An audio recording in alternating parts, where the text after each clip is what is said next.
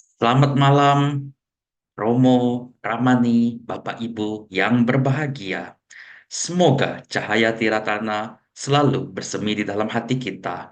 Semoga dengan kekuatan Buddha, Dhamma, dan Sangha mengkondisikan hati kita dan kesadaran kita penuh dengan metta, cinta kasih, karuna, belas kasihan, mudita, ikut berbahagia, dan UPK keseimbangan batin. Baik, Romo Ramani, Bapak Ibu semua, jumpa lagi di Sebulan Pendalaman Dhamma episode 22 dengan topik Paham dengan jelas Dhamma Ratana pasti sampah dibuang. Dengan narasumber kita, Biku Dhamma Wicayo Mahadera. Oleh karena itu kami menyapa Bante terlebih dahulu. Malam Bante. Bante Dhamma Wijaya,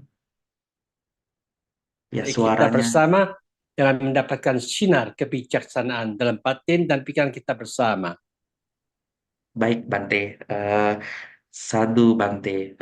Baik, izinkan saya untuk mengarahkan acara ini ya Bante ya. Kemudian, baik Romo Ramani Bapak Ibu semua, kita akan mendengarkan sebuah lagu, Kami Datang Bersujud, silakan.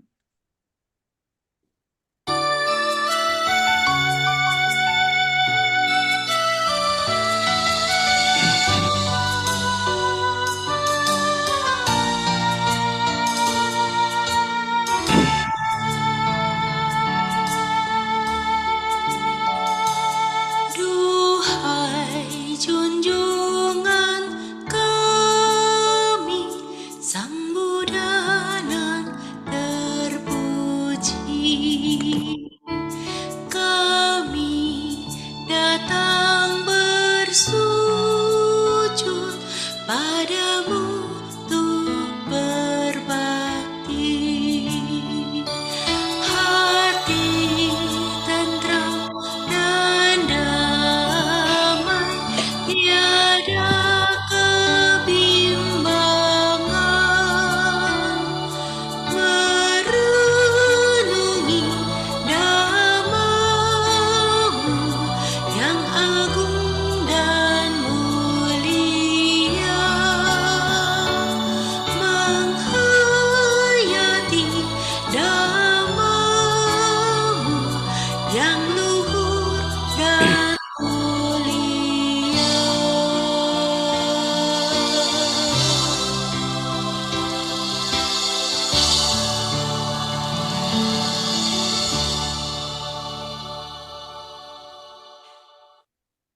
Ya, baik, kita akan membuka acara ini dengan membacakan nama Karapata. Dimohon untuk Romo dan Ramani serta Bapak Ibu semua bersikap anjali dan mengarahkan hati dan pikiran kesadaran kita kepada Buddha, Dhamma, dan Sangha. Nama Karapata. Arahang Sama Sambuddho Bhagawa Buddhang Bhagawantang Abhiwademi.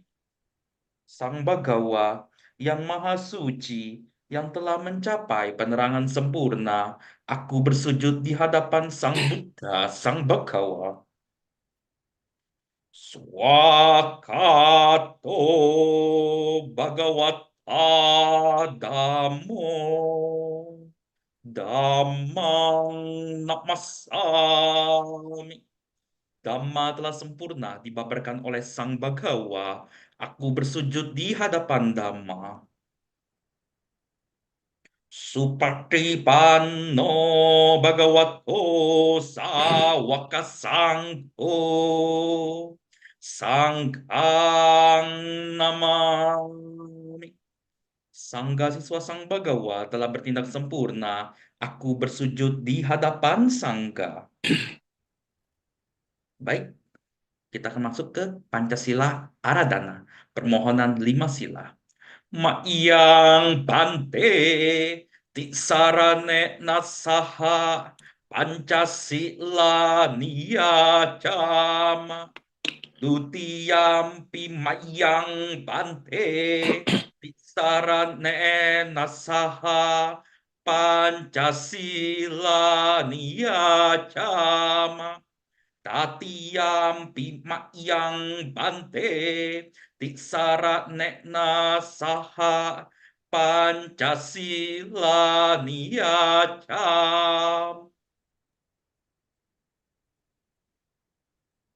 Bagus, sangat bagus. Baru saja Anda sekalian memohon 3 pelindung dan 5 sila. Hal ini bukan sekedar untuk upacara, bukan sekedar untuk kepercayaan, tetapi sebagai pedoman kita bersama, baik sebagai makhluk manusia maupun makhluk-makhluk halus manapun juga, termasuk para dewa dan dewi yang ingin mendapatkan jalan terang dan mendapatkan harta karun dalam batin dan pikirannya. Seharusnya mereka membangkitkan dengan sungguh-sungguh Sang Tiratana dan Pancasila ini dengan sebaik-baiknya. Maka makhluk apapun juga yang ingin mendapatkan kekayaan batin dan menemukan jalan yang terang dan membawa kebahagiaan ini, marilah kita bersama-sama bangkitkan keyakinan kita terhadap Sang Tiratana dan Pancasila. Ikutilah kalimat demi kalimat dengan sukacita. Namo tassa bhagavato arahato sama sambuddhassa.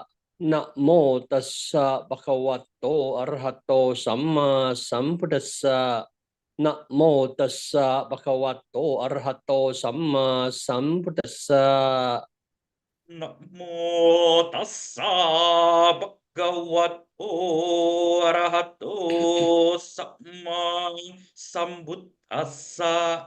Namo tassa bhagavato arahato sama sambuddhassa. Namo tassa bhagavato arahato sama sambuddhassa.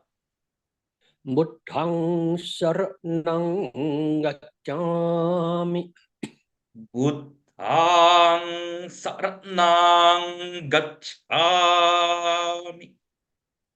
Dhammang saranang gacchami. Dhammang saranang gacchami. Sanghang saranang gacchami. Sanghang saranang gacchami. Dutiyampi buddhang saranang gacchami. Dutiyampi buddhang saranang gacchami. Dutiyampi dhammang saranang gacchami. Dutiyampi dhammang saranang gacchami. Dutiyampi sanghang saranang gacchami. Dutiyampi sanghang saranang gacchami. Tatiyampi buddhang saranang gacchami. Tatiyampi buddhang saranang gacchami. Tatiyampi dhammang saranang gacchami. Tatiyampi dhammang saranang gacchami. Tatiyampi sanghang saranang gacchami.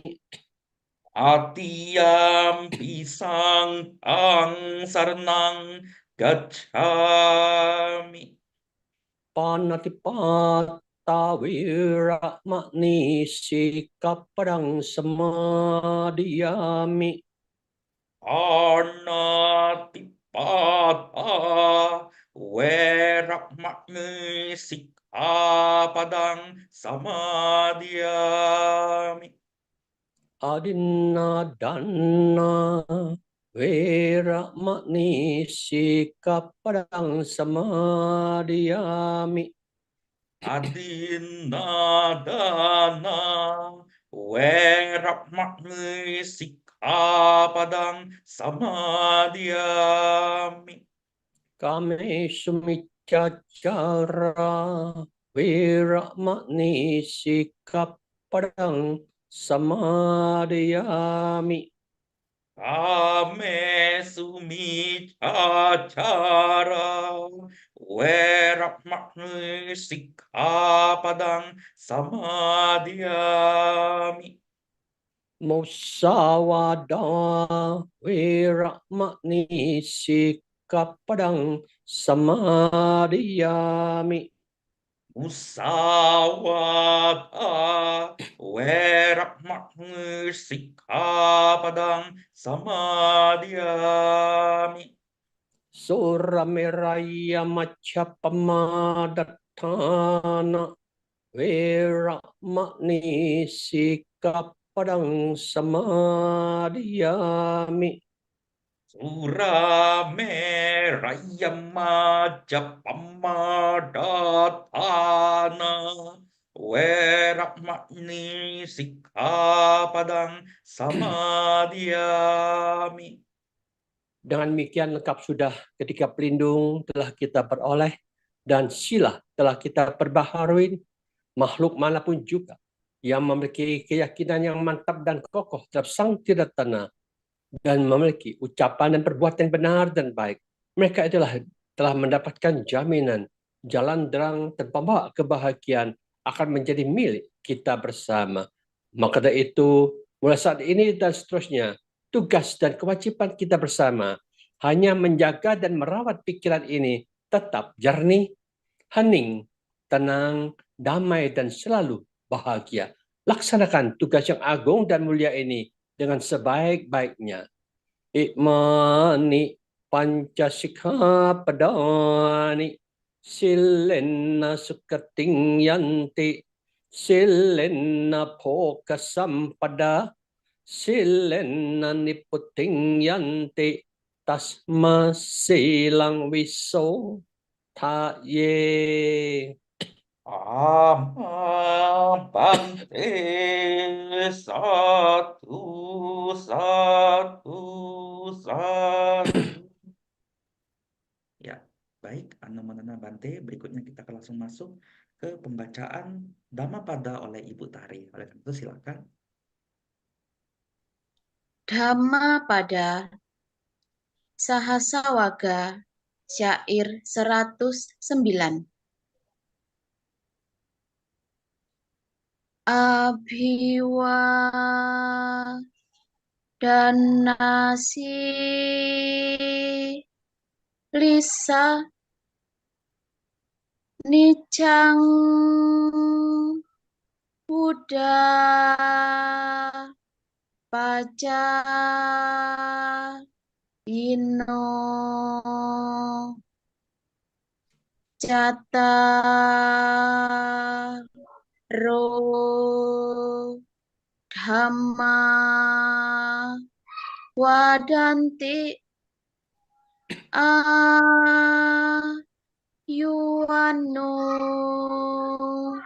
Sukhang Balang.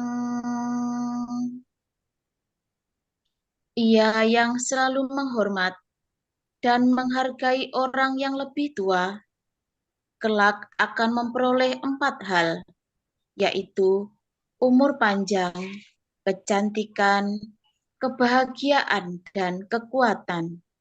Sadu, sadu, sadu. Baik, terima kasih Bu Tari. Baik, kita akan langsung masuk ke profil narasumber kita. Oleh karena itu, silakan operator. Ya, profil narasumber. Beliau bernama Bhikkhu Dhammawicayo Mahathera. Penabisan Bhikkhu Upasampada dengan nama penabisan Dhammawicayo. Tempat penabisan Wat Bowara Nives Wihara, Bangkok, Thailand. Tanggal penabisan 9 Maret 1979 pukul 17.41 WIB waktu Indonesia Barat. Nama penabis atau Upajaya Somdet Pra Nyanya Sangwara atau Suwat Dano. Nama guru penabisan Kama Wacarya Pra Dhamma Dilok.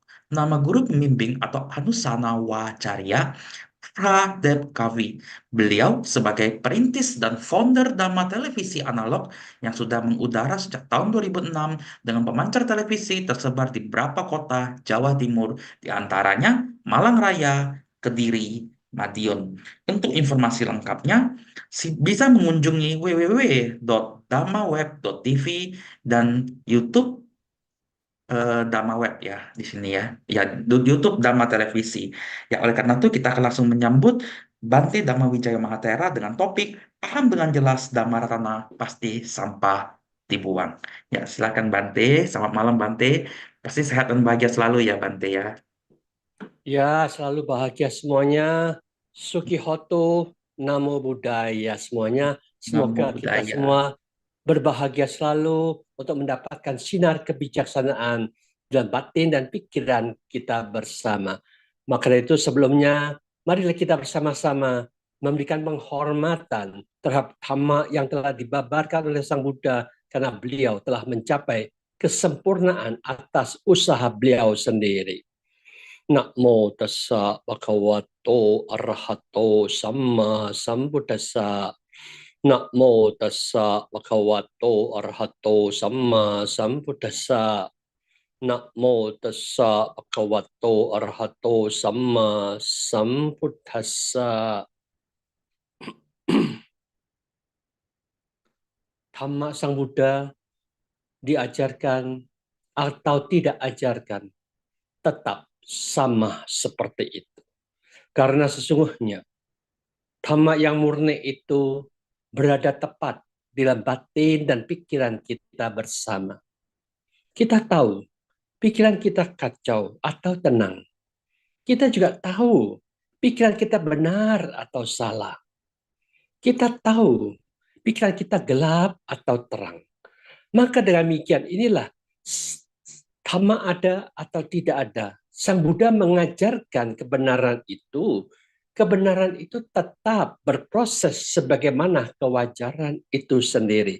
Maka secara singkat, yang Sang Buddha ajarkan, semuanya tidak ada. Yang lainnya, yang paling penting kita harus tahu. Satu, kita harus memahami 4 kesunyatan mulia. Kedua, kita juga harus tahu hukum sebab dan akibat. Dan ketiga, kita harus juga memahami hukum paticca samuppada. Belajar 4 kesunyataan paticca samuppada, hukum sebab, akibat, dan akhirnya otomatis kita akan belajar indera sangwara. Maka dengan memahami dan mempelajari semua ini, semuanya ada di dalam diri kita. Sebab kita tidak pernah menenangkan pikiran, otomatis berbuahlah kebingungan, ketakutan, banyak yang dipikirkan, kita selalu gelisah dan takut terus-menerus. Maka alangkah indahnya kita semua harus melatih diri kita bersama. Demikian juga, siapapun yang pernah melatih pikirannya, ternyata di dalam melatih pikiran itu, ketenangan yang kita peroleh, terus kita latih, akan meningkat, mencapai tingkatan demi tingkatan ketenangan itu. Maka dengan demikian, siapapun yang membiasakan untuk mencapai ketenangan, otomatis peningkatan, kemajuan spiritualnya akan diperoleh. Apakah itu? Kita masuk jana pertama yang permulaan, nanti terus menerus kita latih mencapai jana yang kedua, dan seterusnya jana ketiga dan keempat. Tetapi tiap-tiap jana 1, 2, dan 3, ini tiap-tiap masing-masing itu punya 3 tingkatan. Permulaan, menengah, dan atas. Kecuali di jana keempat, itu hanya 2 tingkatan. Permulaan dan atas. Maka dengan demikian inilah yang dikatakan di dalam jana 1 sampai ke 3 itu ternyata ada tingkatan 3 tingkatan. Kalau kita mau maju lagi, kita tembus lagi tingkatan yang keempat. Tetapi sangat ditekankan. Ketika kita sudah tenang sekali, jangan lekat di dalam ketenangan. Kita diminta kalau bisa, marilah kita mulai sekarang. Ketika ketenangan kita capai, kita diminta untuk merenungkan hukum paticca samuppada. Karena hukum paticca samuppada ini bukan ilmu yang gampang atau kita seolah oh ya betul ya, oh ya ya gampang ya. Tetapi sesungguhnya ini sangat-sangat dalam. Tidak mudah kita mengerti. Karena Sang Buddha hanya mengatakan awicca paccaya sankhara. Ketidaktahuan kita inilah kita membentuk aktivitas karma yang positif dan negatif di dalam pikiran kita. Sankhara paccaya winyana. Nah, di dalam sankhara bentuk-bentuk pikiran itu akan mempengaruhi permainan-permainan pikiran kita masing-masing. Winyana paccaya nama rupa. Dengan adanya kesadaran itulah akan terciptanya tubuh jasmani dan batin kita. Nah, ketika kita tahu seperti ini, kita ada tubuh, kita juga ada batin. Sekarang kita sama-sama punya salayatana. Dengan ada tubuh dan batin itulah muncul keenam indera kita.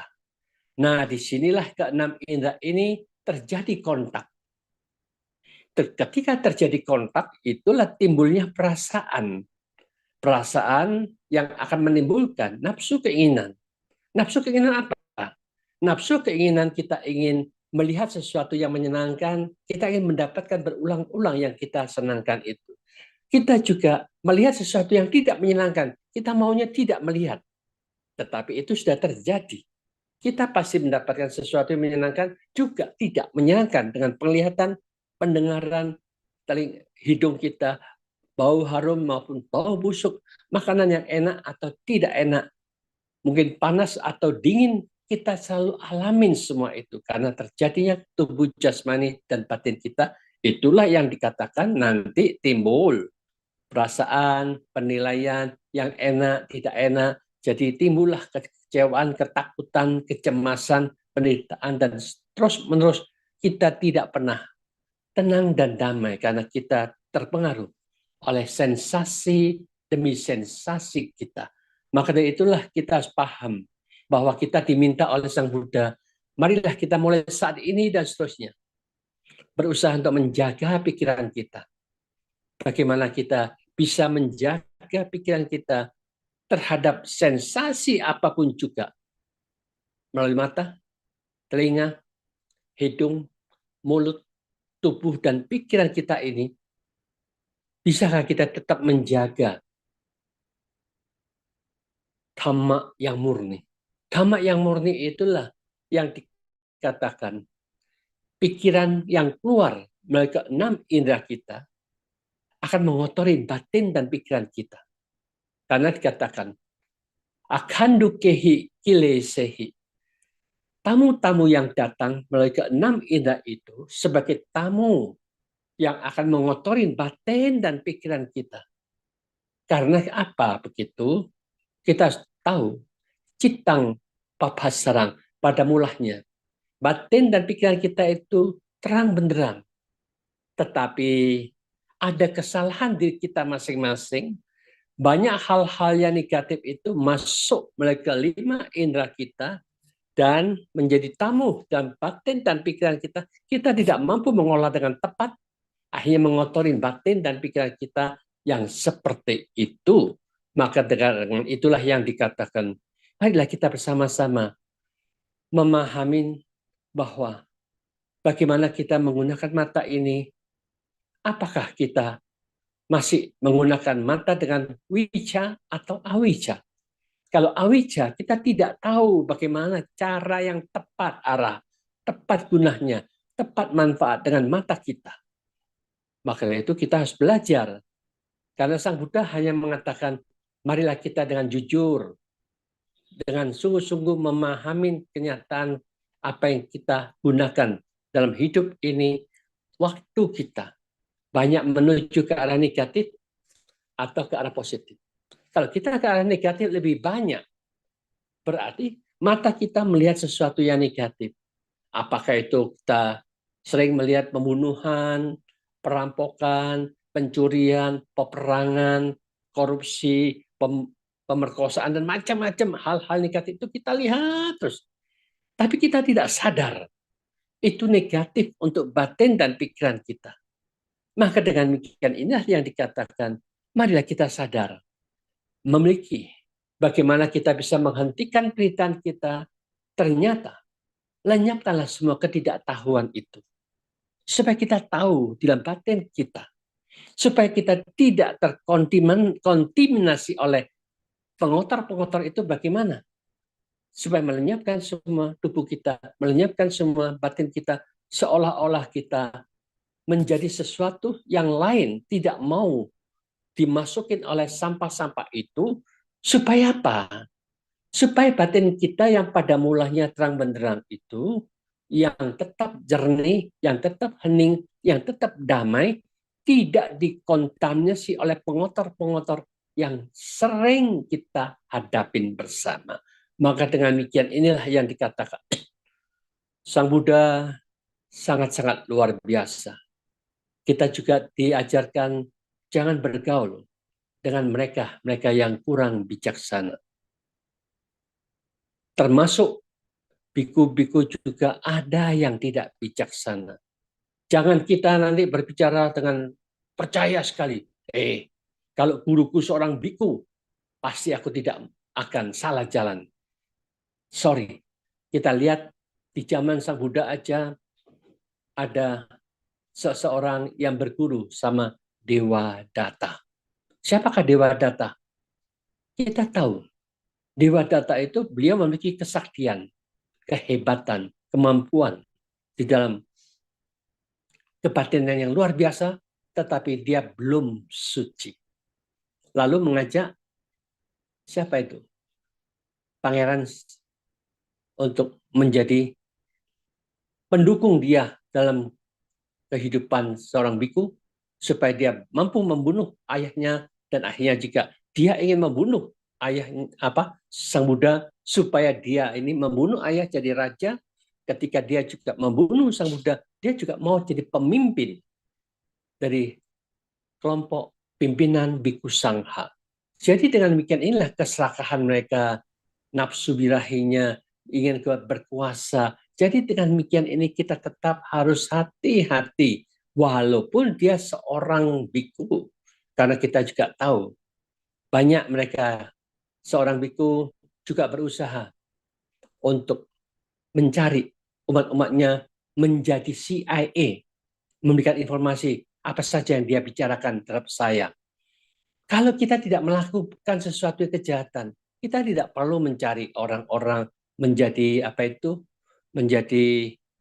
untuk menjadi penyelidik atau menjadi mata-mata untuk orang tertentu, apalagi dia mata-mata untuk menjadi mengetahui apakah dia itu membicarakan biku si A atau si B atau si C. Untuk apa kita bicarakan untuk mengetahui kejelekan-kejelekan mereka itu? Kalau orang yang mau bersih tidak ingin berita apapun yang negatif dari siapapun juga dimasukkan ke dalam otaknya. Karena itu kita tahu, kalau kita memasukkan yang negatif, berarti kita juga sama, tidak ada bedanya dengan umat awam. Masih memiliki awicca, senang mencari sesuatu sensasi dalam batin dan pikiran kita. Maka dengan demikian inilah yang dikatakan, kita harus berani memiliki sistem yang dikatakan oleh Sang Buddha, apapun yang negatif, jangan sekali-sekali kita masukkan. Karena kita hanya diminta stop semuanya yang negatif itu, supaya kita sadar. Karena siapapun juga yang tahu, kalau batin kita dikotorin apapun juga yang negatif itu akan jadi sampah. Oleh karena kan kita diminta oleh Sang Buddha, jadilah Anda bijaksana. Kalau itu sampah, ngapain kita masukkan dalam batin dan pikiran kita? Bukankah kita langsung aja buang, terus buang. Otomatis seorang yang bijaksana itu sangat menghargai dhamma yang murni, yang berada dalam batin dan pikiran kita bersama. Yang dikatakan citang papasarang, pada mulanya pikiran semua makhluk itu terang benderang. Tetapi banyak faktor tamu-tamu yang masuk, maka kita mencegah. Jangan sampai ada tamu siapapun juga yang mampu memasuk ke dalam kelima indera kita untuk mengotorin batin dan pikiran kita. Disitulah yang kita belajar. Bagaimana kita bisa bersama-sama membangun wicca, mengetahui dengan munculnya pengetahuan yang luar biasa dalam pikiran kita akan mampu melenyapkan winyana. Kalau winyana ini tidak muncul, otomatis dia tidak akan memunculkan tubuh dan batin kita lagi. Ketika kita mampu melenyapkan seolah-olah tubuh batin itu bukan sesuatu yang penting, kita bisa menyingkirkan semua itu, kita tidak akan terpengaruh lagi oleh salayatana dalam arti kata. Kalau batin dan pikiran kita masuk di dalam kesadaran yang kuat dan kokoh, kita tidak tertarik dengan sensasi apapun juga. Mulai mata, mulai telinga, mulai hidung, mulai mulut, mulai tubuh jasmani, yang ada dalam keheningan, jernih, dan sangat bahagia. Disitulah yang dikatakan kebahagiaan yang kita dapatkan dari sensasi itu. Sang Buddha kata kecil, kecil sekali, sangat muncul lenyap. Lalu apain yang mau kita genggam dengan sensasi-sensasi yang seperti itu?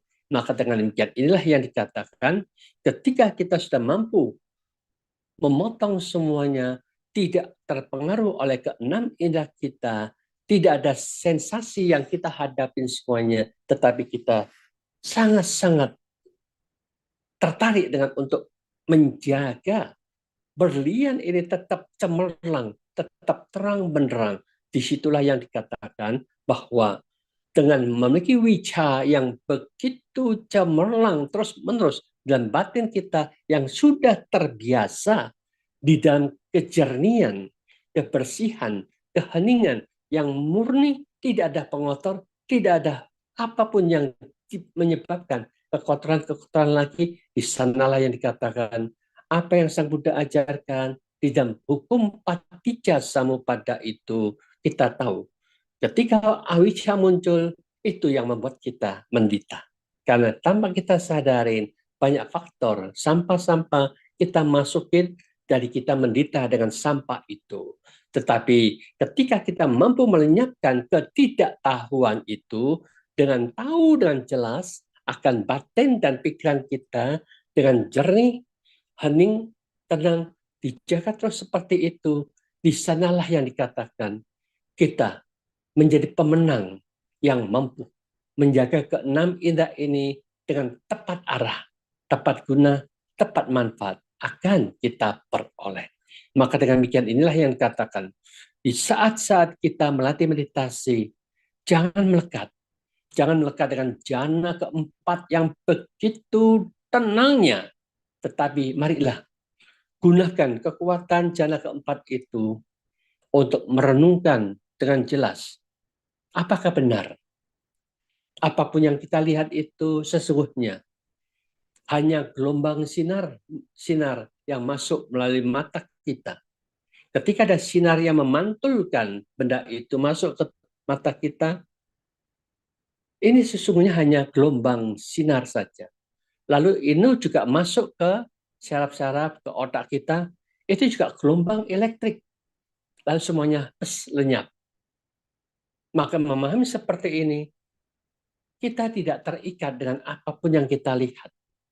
Tetapi sekarang ini, zaman sekarang ini, banyak umat Buddha yang mengatakan, Bante, kita sudah tidak tertarik dengan ceramah-ceramah, Bante. Kenapa? Oh, ceramah-ceramah kan kita tahu yang diceramahkan ya itu. Tetapi aku senang loh sekarang nonton di YouTube karena di situ ada macam-macam. Apalagi ada Netflix, ada ini dan itu. Wah, jadi banyak pengaruh-pengaruh dari sensasi-sensasi yang mereka tanpa kita sadarin. Mereka tahu itu hanya permainan, hanya lakon-lakon yang mereka ciptakan. Tetapi mereka senang, gembira mengisi waktunya ke sana. Sangat disayangkan karena dia tidak memahami bahwa sesungguhnya itu mempengaruhi pikiran kita yang sedemikian rupa sehingga kita akan tertarik dengan permainan mereka yang bermacam-macam. Misalkan kita sekarang senang melihat kungfu. Sebentar kita senang dengan melihat detektif. Sebentar lagi kita senang dengan melihat permainan drama-drama dan macam-macam. Begitulah yang dikatakan variasi dari mereka-mereka yang menciptakan khayalan-khayalan di perfilman ternyata sangat-sangat bisa mempengaruhi banyak umat Buddha tidak tertarik lagi dengan Dhamma, mereka lebih tertarik melihat film-film yang ada di YouTube, Netflix, atau mungkin yang lainnya. Kita juga tidak tahu apa itu, karena banyak hal-hal yang bisa menyenangkan matanya, telinganya, dan pikirannya. Tetapi itu sesungguhnya tidak membawa kedamaian, kejernihan, dan kebersihan dalam batin dan pikiran kita. Kalau itu hanya membuang waktu kita, mengisi program-program yang kita anggap itu menyenangkan, kan sayang kita membuang waktu kita. Kita punya tujuan hidup itu adalah meningkatkan kualitas batin dan pikiran kita. Maka dari itulah yang dikatakan, sadarilah, apapun yang kita sudah gunakan waktu itu, sudah berapa tahun, sudah 5 tahun, 10 tahun, mungkin ada 15 tahun, kita banyak menggunakan waktu kita untuk nonton, untuk mendengarkan, untuk mencerap apa yang kita tonton melalui YouTube kah, melalui Netflix kah, atau mungkin yang lainnya. Karena kita anggap itulah yang namanya mengisi pengetahuan dunia ini yang melalui YouTube dan macam-macam itu. Tetapi sekali lagi, dia tidak bisa meningkatkan kualitas batin dan pikiran kita. Kita seolah-olah merasa senang, gembira dengan permainan mereka. Kita lihat, wah, dunia ini macam-macam ya. Ada yang begini, ada yang begitu.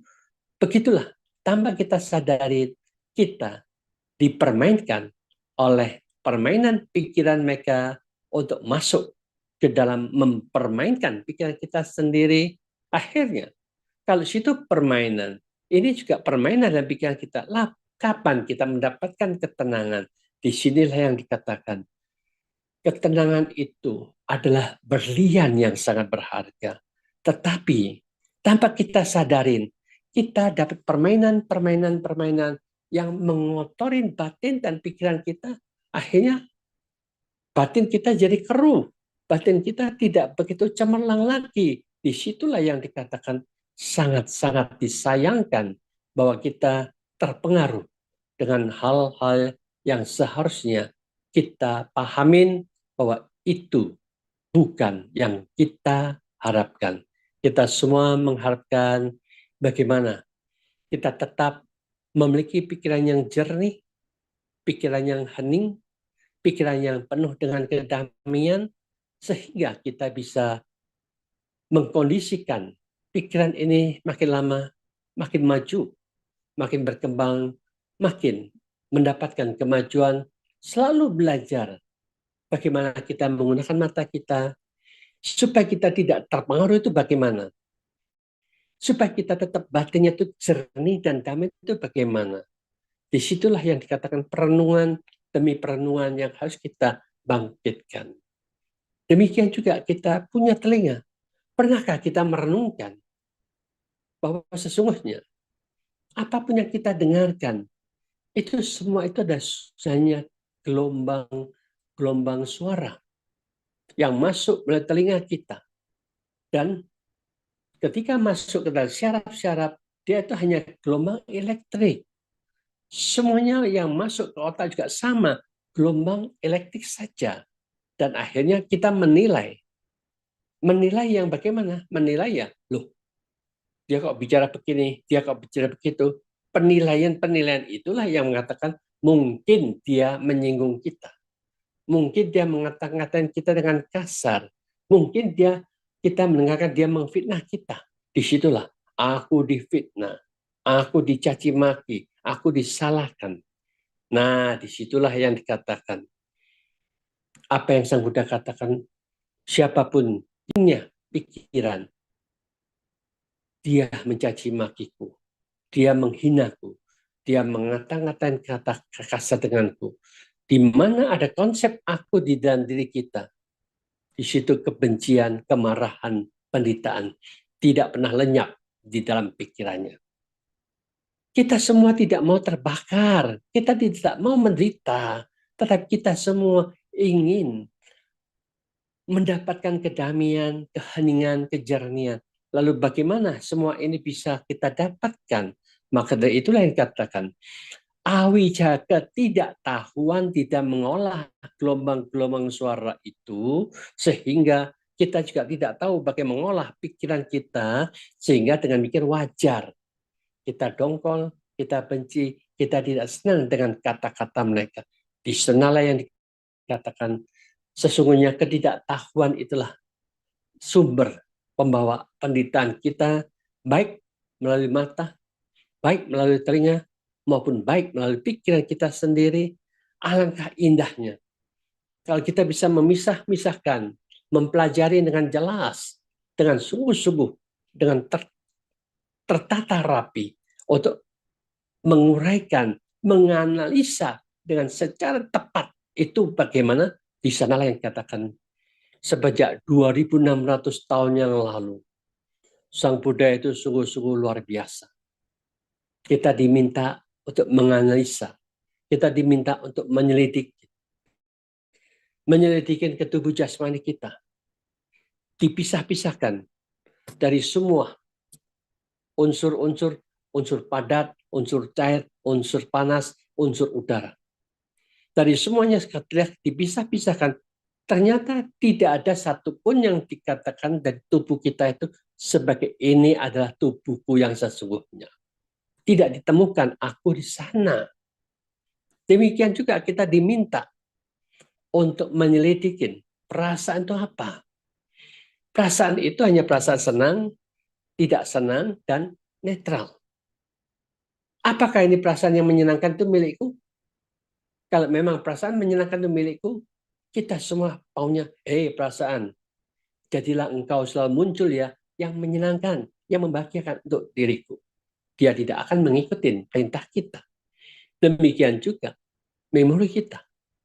Semua perasaan ini kosong, tidak ada aku juga di sana. Memori juga demikian. Dia hanya bersifat untuk menjadi ingatan-ingatan kita. Sesudah itu tersimpan dan akhirnya juga lenyap. Begitu juga bentuk-bentuk permainan pikiran kita sendiri.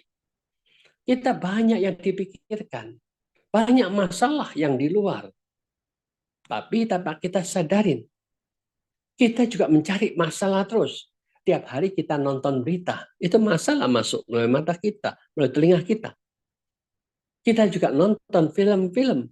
Film-film itu ya sesuatu masalah yang mereka harus selesaikan. Tanpa kita sadari juga kita menambah masalah lagi. Ternyata itu bukan hiburan. Maka dari itu masalah demi masalah itu tanpa kita sadari terus diisi ke dalam batin dan pikiran kita. Maka dari itulah yang dikatakan, dengan memiliki wicca, memahami cara mengolah pikiran kita dengan tepat arah, bahwa sesungguhnya siapapun yang bisa menghilangkan sampah-sampah dalam batin dan pikirannya, seolah-olah di situ tidak ada masalah sama sekali, di situ hanya ada keheningan, kedamaian yang sesungguh-sungguhnya, di sanalah yang sesungguhnya. Marilah kita bersama-sama untuk mencari dan menemukan di dalam batin dan pikiran kita, bagaimana kita bisa menghentikan semua permasalahan di dalam permainan-permainan pikiran kita, supaya kita selalu mendapatkan kejernihan, keheningan, dan kedamaian yang sesungguh-sungguhnya. Itulah yang dikatakan wicca, pengetahuan yang luar biasa ini akan mampu menata pikiran kita dengan tepat berguna, dengan tepat juga bermanfaat, sehingga kita akan menjadi sesuatu manusia yang luar biasa, mendapatkan manfaat yang luar biasa, bahwa dhamma itu adalah belajar seumur hidup kita untuk bisa bersama-sama menemukan bagaimana kita hidup penuh damai, penuh kebahagiaan, penuh dengan sungguh-sungguh yang menyenangkan setiap saat. Karena sekarang kita lihat di dalam YouTube, kita sering membaca, dia seorang insinyur, doktor, punya gelar yang begitu banyak. Tetapi banyak yang mereka itu stres semuanya. Mengapa demikian? Ternyata ilmu yang mereka dapatkan itu bukan ilmu untuk menatah pikiran, ilmu untuk menambah pengetahuan, untuk menghafal pengetahuan demi pengetahuan, sehingga wajar mereka belum memiliki kemampuan menata pikiran dengan tepat arahnya, tepat gunanya, sehingga wajar semuanya masih bingung, kacau, frustrasi, stres. Bahkan orang yang kaya raya pun juga sama. Tidak ada bedanya dengan kebanyakan orang. Pikirannya juga masih bingung, penuh dengan ketakutan, kejengkelan, kecemasan, kacau, frustrasi, stres. Kalau ini tetap seperti ini, tidak ada perubahan, kita punya gelar apapun juga, banyak apapun juga, tidak membawa manfaatnya. Kita punya kekayaan seberapa banyaknya, juga tidak ada manfaatnya untuk diri kita. Karena kekayaan tidak bisa membeli kebahagiaan. Kekayaan kita tidak bisa membeli ketenangan. Maka dari itulah yang dikatakan sesungguhnya ketenangan itu adalah harta yang sangat berharga. Maka dari itu kita diminta oleh Sang Buddha, mari kita melatih diri, melatih bersama-sama untuk bisa menjaga ketenangan dalam batin dan pikiran kita. Kalau kita tidak bisa menjaga ketenangan, tidak mampu mengendalikan pikiran kita, apa hasilnya? Hasilnya nanti kita menjadi manusia yang cepat marah, cepat emosi, cepat tersinggung. Akhirnya kita bisa menyusahkan yang lain yang sekitar kita. Mungkin yang sekitar kita dimarahi, dicaci maki, ditendang, dipukul. Karena kita belum mampu mengendalikan pikiran kita. Tetapi kalau kita mampu mengendalikan pikiran kita dengan penuh kebijaksanaan, bahwa yang di luar itu sesungguhnya bukan masalah. Pikiran kita yang mempermasalahkan masalah itu. Tetapi ketika kita tahu orang yang pandai, mereka tidak pernah memiliki masalah sedikit pun dalam pikirannya. Biarkanlah yang di luar tetap masalah. Tapi masalah yang di luar itu tidak dimasukkan ke dalam pikirannya. Sudahlah, kita sudah tidak ada masalah dalam pikiran kita. Bukankah itu sangat simpel? Sang Buddha kan sudah mengatakan, selama beliau mencapai kebuddhaan, dia tidak pernah menderita sama sekali. Berarti beliau tidak pernah memasukkan masalah apapun juga yang di luar itu ke dalam pikirannya. Tetapi dia hanya membuka jalan kepada mereka, kepada umat manusia, untuk menjelaskan, menerangkan sedetail-detailnya. Misalkan kita sekarang mengalami problem, ada masalah keuangan, masalah ini dan masalah itu. Sehingga Sang Buddha meminta kita, masalah itu sesungguhnya batin kita masuk di dalam masalah, jadilah masalah, dan kita memutar-mutar terus. Masalah itu dipikir. Akhirnya masalah itu tidak pernah berhenti. Tetapi kita hanya diminta oleh Sang Buddha, bagaimana masalah itu ada di luar diri kita. Tetapi kita hanya menjadi si pengetahuan di luar masalah, mengetahui, mengamatin masalah itu memang begini. Tetapi batin itu bukan masalah. Yang menjadi masalah itu hanya permainan pikiran kita.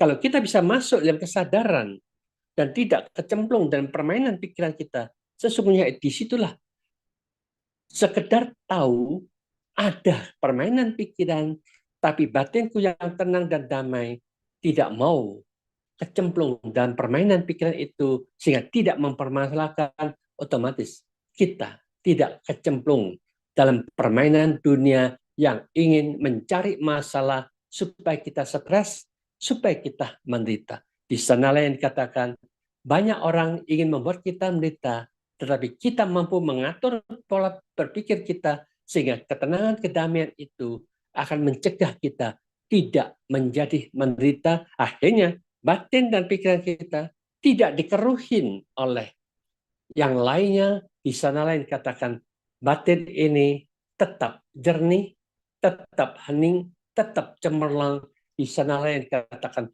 berlian yang sangat berharga itu telah kita temukan, telah kita laksanakan, telah kita jalankan, kita mendapatkan manfaat yang luar biasa karena kita dulunya sama seperti kita umumnya tidak tahu cara menggunakan pikiran sehingga kita terhanyut oleh masalah demi masalah, kita membuat kita kacau, jengkel, mangkel, takut, kecewa, frustrasi, stres. Sekarang kita tahu di mana letaknya. Kita bebas dari penderitaan, sekedar tahu lepas, tahu lepas. Biarkanlah itu hanya permainan pikiran kita. Kita jangan masuk kecemplung dan permainan itu.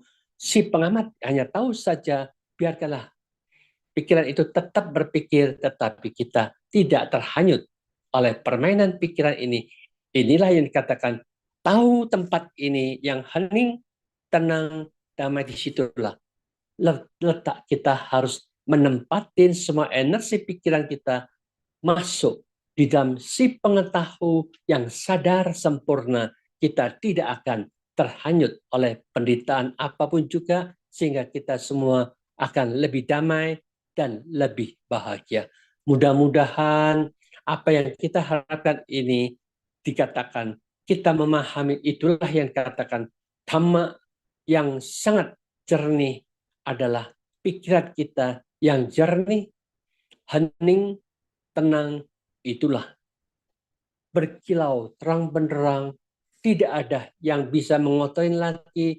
Di sanalah yang dikatakan berlian yang sangat berharga ini. Mari kita jaga seperti itu setiap saat, setiap detik, dimanapun juga tetap jernih, tetap tenang, tetap terang benderang. Itulah kita telah menemukan berlian yang sangat berharga karena kita tahu sebab kesalahan kita tidak mau masuk dalam kesalahan itu lagi. Kita tahu caranya bagaimana mengatasi kesalahan supaya kita tidak terhanyut oleh hal-hal yang tidak membawa kita bahagia. Tetapi kita masuk di dalam jalan yang benar, masuk dalam si pengetahu, di tengah-tengah dualisme, kita akan mencapai yang lebih damai dan lebih bahagia. Semoga semua makhluk bisa menemukan berlian Dhamma Ratana ini sebagai berlian yang sangat berharga, tetap dijaga pikiran jernih, hening, tenang, damai, dan selalu bahagia. Sekian, terima kasih. Satu, satu, satu.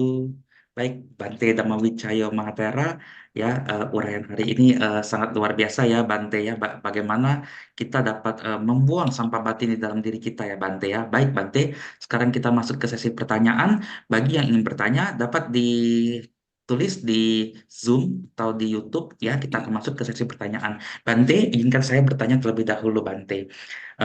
Sewaktu kita misalnya berlatih Bante, kita menghadapi moha yang sangat kuat Bante. Dari dia muncul, berlangsung, dan dia lenyap Bante. Tapi nanti di antara jeda lenyap itu, dia bisa seperti muncul lagi Bante. Muncul, berlangsung, lenyap lagi. Sampai satu titik kita mengamati, nanti dia kayak hilang hilang total Bante. Eh, Maksudnya kayak yang saya amati itu berupa objeknya tuh tubuh Bante, yang disebut Vipassana Bante. Apakah itu sudah tepat Bante? Dan ketika dia sampai satu fenomena dia lenyap secara total tuh itu saya merasakan sebuah ketenangan yang luar biasa Bante. Nah, pertanyaannya itu eh, apakah memang seperti itu yang pertama Bante? Yang kedua yang kedua tuh kalau misalnya boleh ditanya tuh kenapa bentukan-bentukan batin itu sangat kuat Bante, menarik seseorang itu ke arah loba dosa dan moha Bante. Ya mungkin itu Bante pertama. Ya, itulah namanya kita diciptakan oleh kebiasaan demi kebiasaan cara berpikir kita. Kita semua selalu terhanyut oleh dosa, loba, dan semuanya dipimpin oleh ketidaktahuan kita. Maka dari itu, sebelum loba dosa itu muncul, mulai sekarang kita harus tahu apa sebagai pedoman pikiran kita ini. Kalau kita punya pedoman yang kokoh dan kuat dalam pikiran kita, dan kita ambil sebagai pegangan kita, yaitu di mana saja, kapan saja, setiap detiknya, waktu kita duduk, berjalan, berdiri, lari, sambil bekerja, sambil nyetir mobil, sambil jaga toko, sambil apapun yang kita kerjakan, batin dan pikiran kita itu tetap berpikiran terus, menciptakan pikiran-pikiran. Daripada dia menciptakan mikir ini, mikir sana, mikir situ yang tidak ada arah, tidak ada tujuan, alangkah indahnya. Kita sekarang tahu bahwa sebentar lagi kita akan merayakan Hari Vaisakha Puja. Vaisakha Puja adalah saat-saat Sang Buddha mencapai kebudaan. Maka kita semua juga ingin menemukan Buddha dan batin dan pikiran kita, maka kita cukup tiap detiknya ucapkan Putho, Putho, Putho. Artinya Sang Buddha itu bisa mencapai kebudaan ketika dia mencapai kesadaran yang sempurna, dia menemukan damai yang sempurna semuanya. Jadi kita yang belum sempurna, cukup kita ucapkan sadar damai, atau Putho itu langsung. Jadi dengan demikian ini, di mana kita bisa membiasakan punya pikiran positif, Putho ada dalam pikiran kita. Jadi kesempatan keserakahan, kesempatan kebencian, kesempatan pikiran-pikiran negatif itu tidak kita berikan kesempatan, yang adanya pikiran positif mantap, kokoh, dan kuat sekali. Disitulah yang dikatakan kita sudah berusaha, jangan sampai keserakahan muncul, jangan sampai kebencian muncul, jangan sampai kebodohan kita muncul. Di sana munculnya Putho setiap saat. Kalau bisa kita jalankan sampai 77.000, wah, itu sudah luar biasa. Karena kita tahu, satu hari 24 jam itu ada sekitar 86.000 lebih detik. Kalau kita bisa 77.000 kali, berarti kita sudah mendekati 80% yang kita jalankan. Energi positif kita bangkitkan, otomatis siapapun juga yang selalu mengingatkan Putho setiap saat, itulah yang seperti dari Mahayana Amitwahho, yang akan menjamin mereka masuk di surga Sukawati. Kita pun juga, siapapun yang membangkitkan Putho sebanyak mungkin sampai 77.000, dia pun akan mencapai Sukawati. Artinya lingkungan yang penuh dengan kebahagiaan yang luar biasa yang akan ditemukan di alam-alam selanjutnya. Maka dengan demikian jangan ragu, jangan bimbang. Untuk sementara kita biasakan dulu dengan ucapan Putho sebanyak-banyaknya, otomatis kilesa-kilesa pengotor batin kita itu tidak diberikan kesempatan dominan, otomatis kita semua akan memiliki dominasi. Putho itu kuat, di sana pula kita tahu, pegangan kita mantap, arah kita jelas, bahwa kita tahu, sadar, ada pikiran positif setiap detiknya, setiap saat. Etong punya etong, oh hari ini aku menang. Banyak pikiran positif, tidak ada kebencian, tidak ada ketakutan, tidak ada kebodohan lagi. Karena aku tahu dengan jelas setiap detiknya aku hanya membangkitkan Putho setiap saat. Itulah jalan teknik yang terbaik, yang simpel dan sederhana, mampu mengatasi pikiran-pikiran negatif yang sering muncul di dalam diri kita masing-masing. Cukup jelas? Ya, Bante, jelas Bante. Ya, baik Bante. Berikutnya saya akan langsung masuk ke kolom penanya lewat Zoom ya dari saudara anonim. Silakan. Dewasa ini panca indera kita tuh terasa seperti terbakar oleh kemajuan iptek, ilmu pengetahuan dan teknologi yang mau tidak mau datang menggilas tata kehidupan segenap strata. Eh, jadi pertanyaannya adalah bagaimana jadi supaya batin ini jernih dan tenang walaupun kondisinya banyak iptek atau banyak tata kehidupan yang menggilas kehidupan kita ini dari saudara Endang ternyata. Saudari Endang. Baik Bante, silakan Bante. Ya, itulah kita sekarang harus menggunakan kebijaksanaan kita.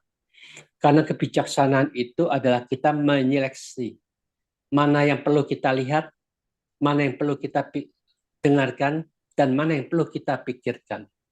Kalau semuanya itu adalah masalah melalui mata, telinga, terus jadi masalah dalam pikiran kita, ya itu berarti kita tetap membiarkan kita akan menjadi orang yang sungguh-sungguh terhanyut dan terbawa oleh ilmu pengetahuan yang tanpa kita sadari kita ada ilmunya Sang Buddha yang kita dapatkan tidak diterapkan seperti apa yang kita harapkan. Karena Sang Buddha tahu siapapun juga bisa menyetop apapun sensasi melalui mata tidak sampai masuk mempengaruhi ke dalam otaknya, berarti dia sudah tahu, oh ini tidak penting kita masukkan, jangan dimasukkan oleh mata.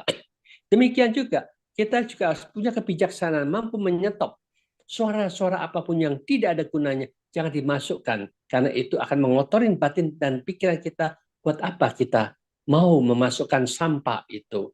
Dengan cara seperti ini, otomatis selama kita aktif dalam dunia ini, ya itu kita tahu banyak faktor negatifnya yang kita hadapin.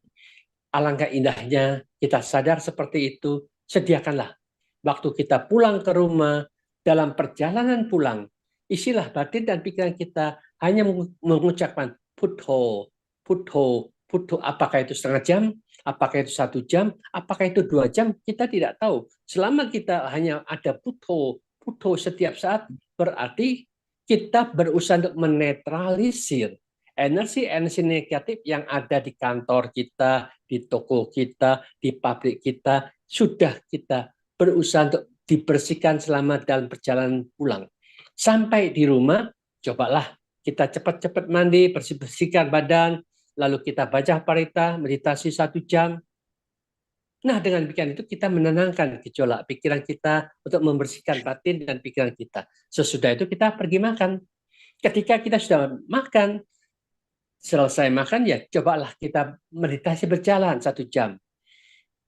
Meditasi berjalan simpel saja. Jalanlah dengan biasa, rileks, santai, bolak-balik. Ya sekitar ucapannya ya Putho, Putho, Putho, Putho, terus. Jadi itulah yang namanya kebiasaan tadi. Waktu kita aktif di dunia ini banyak faktor-faktor negatif, kita sadar, kita tahu. Tetapi kita harus membiasakan. Untuk tadi sudah 1 jam meditasi, 1 jam kita meditasi berjalan, kita melakukan 2 jam. Nanti kita melihat apa yang perlu kita analisa, karena kita perlu di dunia ini, kita analisa dulu pekerjaan apa yang masih belum selesai. Disitulah kita tetap punya tanggung jawab dan kewajiban ke dunia ini. Nah, sesudah kita mau tidur, kalau kita mau tidur, ada waktu 1 jam lagi, kita meditasi 1 jam. Ketika kita meditasi 1 jam itu, setengah jam kita tenangkan. Ketika kita sudah tenang, ketenangan ini kita gunakan. Pagi, siang, sore, itu ada masalah apa tadi dalam pekerjaan kita? Ada masalah apa di rumah tangga kita? Disitulah kita renungkan masalah. Lalu direnungkan apa yang menyebabkan masalah itu. Oh ini penyebab ini. Masalah itu penyebabnya ini. Masalah itu penyebab ini. Nah, kalau penyebabnya itu dibuang semuanya, selesai masalah itu. Nah, bagaimana jalan keluarnya? Jadi dengan demikian inilah setengah jam kita menenangkan pikiran, setengah jam kita mencari jalan keluarnya, way out dari semua masalah itu, akhirnya itu akan menjadi ilmu yang mampu kita gunakan untuk menyelesaikan masalah-masalah yang kita hadapi dalam hari itu juga. Jadi dengan demikian inilah kita akan mendapatkan manfaat yang luar biasa. Jadi 3 jam sudah kita jalankan di waktu malam. Nah, besok paginya cobalah kita bangun lebih pagi. Bangun lebih pagi, misalkan kita jam 10 sudah tidur. Biasanya mungkin kita jam 6 baru bangun. Wah, akan 8 jam. Tetapi kita sebagai umat Buddha harus memanfaatkan waktu sebaik-baiknya. Jam 10 kita tidur. Kita kalau bisa ya jam 4 sudah bangun. 6 jam. 6 jam itu sudah cukup. Lalu kita baca perintah dengan sungguh-sungguh. Meditasi dari jam 4 sampai jam 6. Nah, ketika kita bisa meditasi 2 jam seperti ini, berarti 1 hari itu kita bisa menenangkan pikiran kita 1 jam, lalu 1 jam lagi di pagi hari itu untuk merenungkan merenungkan apa itu penderitaan, apa itu sebabnya penderitaan, bagaimana padamnya penderitaan, bagaimana jalan keluarnya penderitaan itu.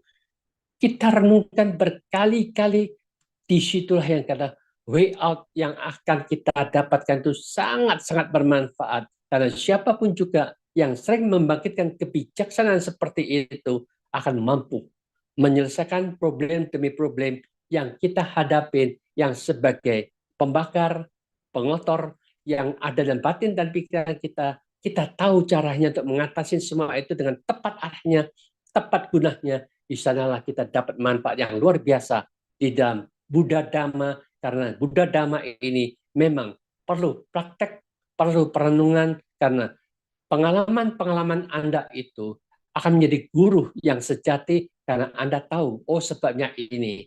Kalau ini sebabnya hilangkan, otomatis selesailah masalah itu. Dengan demikian, kita juga tahu jalan keluarnya bagaimana. Dengan cara seperti inilah yang dikatakan kita menjadi manusia yang bijaksana, mengikuti cara Sang Buddha, kita mendapatkan manfaat sebanyak-banyaknya setiap saat, setiap waktu. Kita mendapatkan manfaat dalam perjalanan dari rumah kita ke arah tempat pekerjaan, apakah ke office, apakah ke toko, apakah ke pabrik, apakah kemanapun juga. Dalam perjalanan kita ucapkan Putho, Putho, Putho. Di mana ada pikiran positif, disitulah kita mampu menciptakan sumber kebahagiaan kita setiap detiknya. Sehingga kita akan menjadi manusia yang selalu bahagia. Itulah tujuan kita menjadi umat Buddha, melaksanakan cara Buddha, sehingga kita mampu menciptakan kebahagiaan, sehingga kita tidak menggantungkan kekuatan manapun juga, karena kita sudah mampu self-development, mampu mandiri, membangun dirinya, selalu bahagia dimanapun juga. Cukup jelas? Sekian, terima kasih.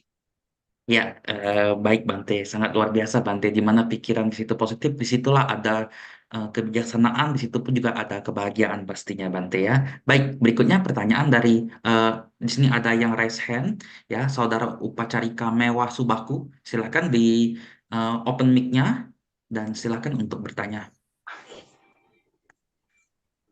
Ya, terima kasih Pak Silvi Purnama. Saya dari Kota Tangerang, Bante.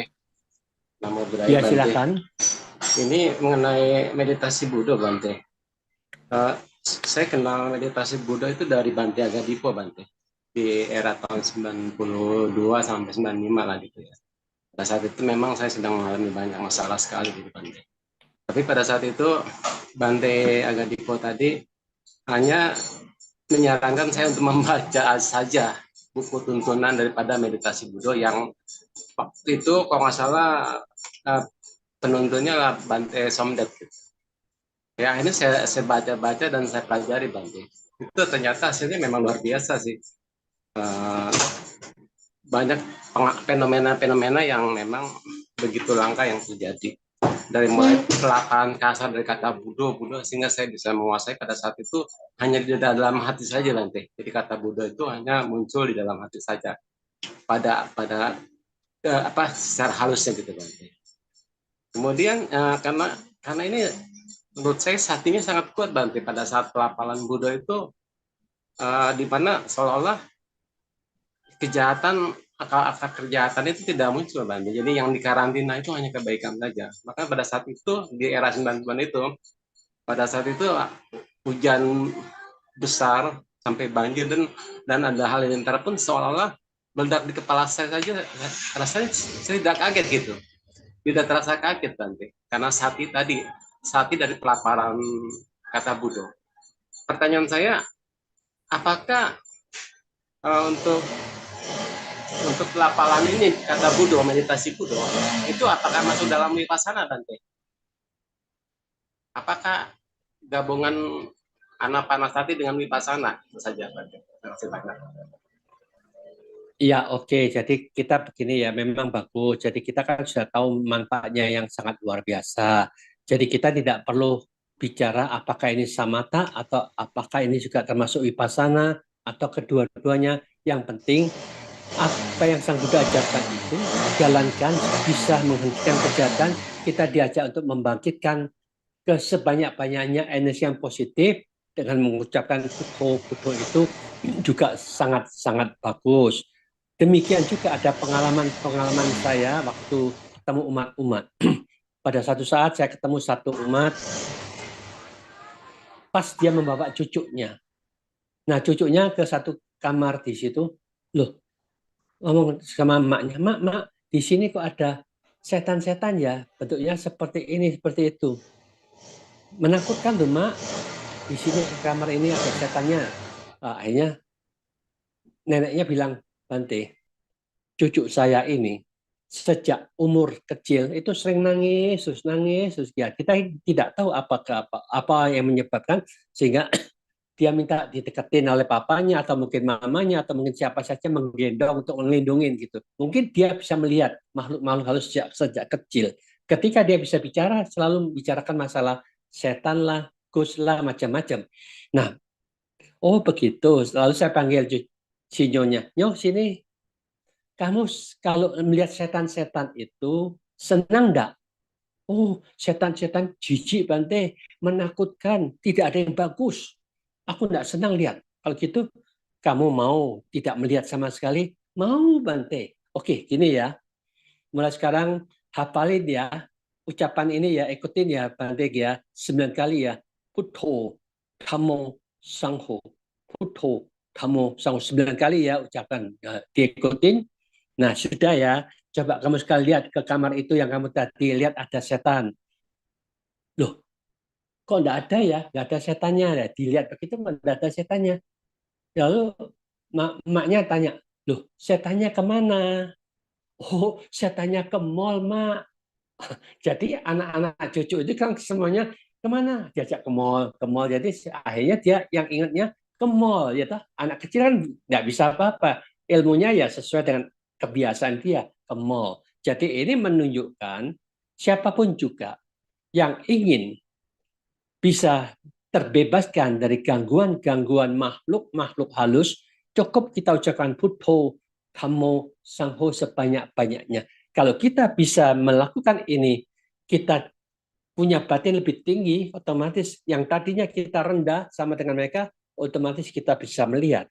Tetapi kalau kita meninggikan batin dan pikiran kita lebih tinggi, gelombang lebih tinggi, makhluk-makhluk itu tidak berani mendekat kita, dia menjauh, kita juga tidak bisa melihat mereka. Demikian juga kalau kita setiap orang tidur sering mimpi dengan hal-hal yang menakutkan, yang menjijikkan, melihat makhluk-makhluk setan macam-macam, juga bisa ucapkan sebelum tidur Buddho, Dhammo, Sangho. Terus berulang-ulang, baru kita tidur rileks. Sambil sebelum tidur ya ucapkan Buddho, Dhammo, Sangho, Buddho, Dhammo, Sangho. Berarti kita meningkatkan gelombang pikiran kita tinggi, positif, otomatis yang biasanya itu kita tidur rasa capek, tidur aja enggak usah pusing, gelombang kita rendah, ketemu dengan makhluk-makhluk mimpi yang menakutkan itu. Dengan cara seperti inilah, termasuk mungkin ada yang terkena magic, jangan takut. Kita dengan sungguh-sungguh ucapkan Buddho, Dhammo, Sangho sekuat-kuatnya, kita kalahkan dengan yang negatif itu akan bisa keluar sendiri, kita akan bisa menang. Dengan demikian, ilmu yang Sang Buddha katakan positif, negatif, mana yang dominan, disitulah kita akan memiliki kemenangan. Kalau kita kalah terus, menyerah, tidak punya energi positifnya, selamanya kita akan jadi kalah. Maka kalau kita bisa ucapkan Buddho, Buddho, Buddho setiap saat, semua kebiasaan pikiran negatif itu kalah, yang ini dominan kuat, itulah luar biasa kita dapatkan manfaat yang nyata seperti itu. Ya, cukup. Karena itulah yang katakan agama Buddha yang penting kita dapat manfaat sesungguhnya, kita sudah memperoleh manfaatnya itu, itulah kenyataan yang bagus kita alami sendiri. Ya, ada lagi yang mau ditanyakan? Ya, baik. Terima kasih Saudara Upacarika Mewasuba Kumaro atas pertanyaannya. Baik, Bante, saya ke kolom komentar dari YouTube ya, Bante. Izinkan saya membacanya. Pertanyaan dari Saudara Sento Viandi. Selamat malam, Bante. Bagaimana caranya kita setiap saat menjaga kesadaran ini? Apa yang mesti kita lakukan? Anumodana. Ya, memang sih kita semua manusia itu kan inginnya bagaimana kesadaran itu selalu muncul. tetapi kan kita juga tidak tahu kesadaran kita itu arahnya kemana. Maka dari itu kalau kita bisa melatih dengan selalu ada pegangan yang kita katakan tadi, Buddho itu kita bangkitkan setiap detiknya, berarti kita sadar bahwa kesadaranku itu hanya berputar di dalam Buddho itu setiap saat. Di sanalah yang kita tahu bahwa sadar itu ada di dalam Buddho setiap detiknya, berarti kita bisa membangkitkan dan membiasakan sadar setiap saat dengan Buddho di dalam batin dan pikiran kita secara pribadi masing-masing. Itu adalah sesuatu yang nyata yang bisa kita kerjakan bersama. Ya, itu aja. Jadi kan kita masih banyak hidup di dalam dunia ini kan banyak macam-macam. Maka itu yang paling gampang kita hanya ucapkan Buddho dalam batin itu kan orang tidak akan tahu. Dari kesadaran itu bisa kita bangkitkan dalam pikiran kita. Buddho, Buddho, Buddho. Berarti di mana munculnya sadar Buddho, kita tahu ada Buddho dalam pikiran kita, itulah latihan sadar setiap saat dengan Buddho di dalam pikiran kita bersama. Ya, cukup paham dan simpel saja. Ya, baik Bante. Terima kasih Bante atas jawabannya Bante. Izinkan saya bertanya lagi ya Bante ya. Tadi sebelum ceramahnya dimulai, saya nonton salah satu ceramahnya Samanera Abhisarano Bante kan. Beliau berkata bahwa kita jadi manusia itu kematian itu pasti. Tapi yang sangat tidak pasti dan sangat tidak terjamin itu adalah kemana kita setelah ini ya Bante ya. Jadi maksudnya kesempatan jadi manusia itu mungkin hanya kali ini aja katanya Bante kayak gitu. Bisa jadi belum tentu jadi manusia lagi begitu Bante ya. Mungkin apakah Bante ada uraian soal ini Bante? Ya, kita harus paham juga apa yang Sang Buddha katakan, kebanyakan manusia itu memang dominasinya keserakahan, kebencian, dan kebodohannya sangat-sangat kuat. Kalau ini tidak dirubah, jadi itulah yang dikatakan mereka akan terlahir di alam-alam yang lebih menderita.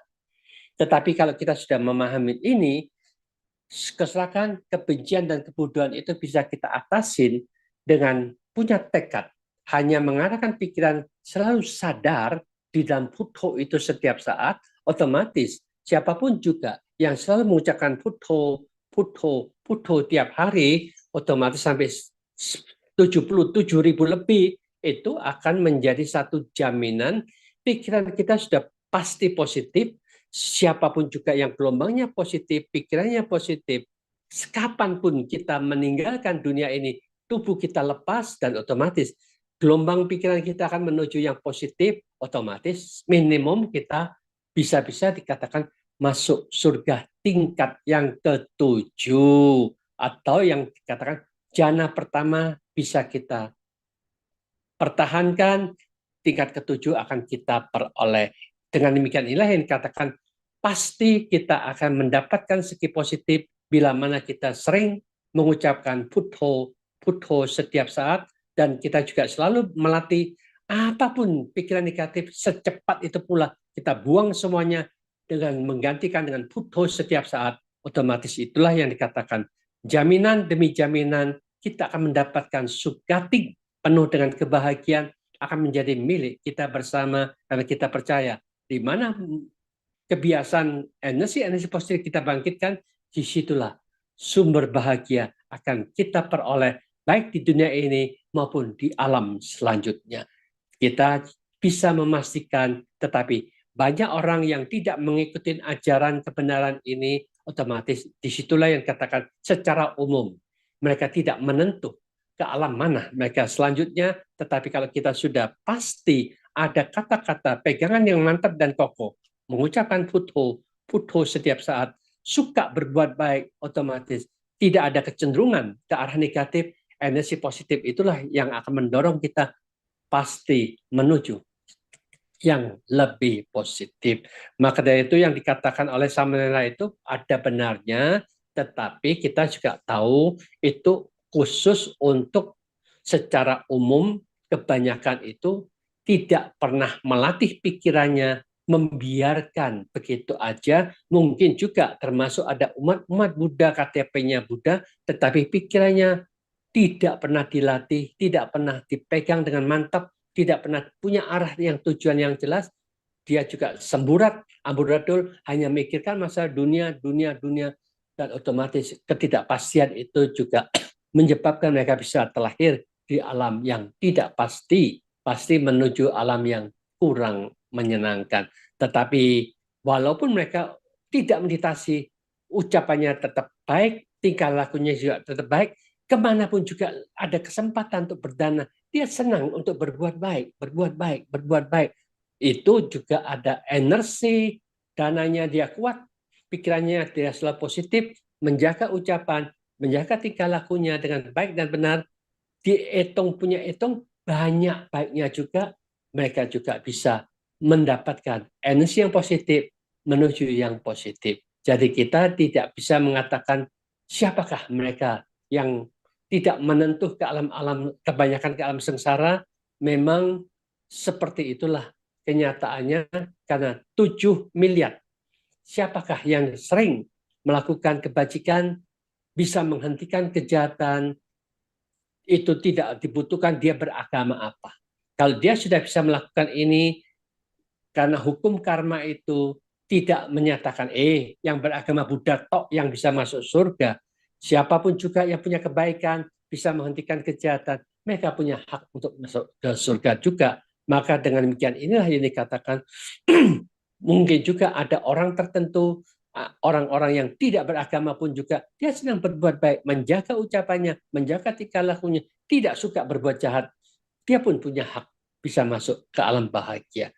Maka dari itulah yang dikatakan, kita harus melihat, kalau memang kita dalam kehidupan ini tidak pasti, tidak pernah berbuat baik, tidak pernah menjaga ucapan kita, ucapan sesuka-suka kita, melakukan tindakan sesuka-suka kita, jadi kesembronoan itu menyebabkan dia melakukan apapun yang negatif, otomatis kebiasaan-kebiasaan itulah yang menyebabkan mereka tidak tentu ke alam mana mereka di alam penderitaan selanjutnya.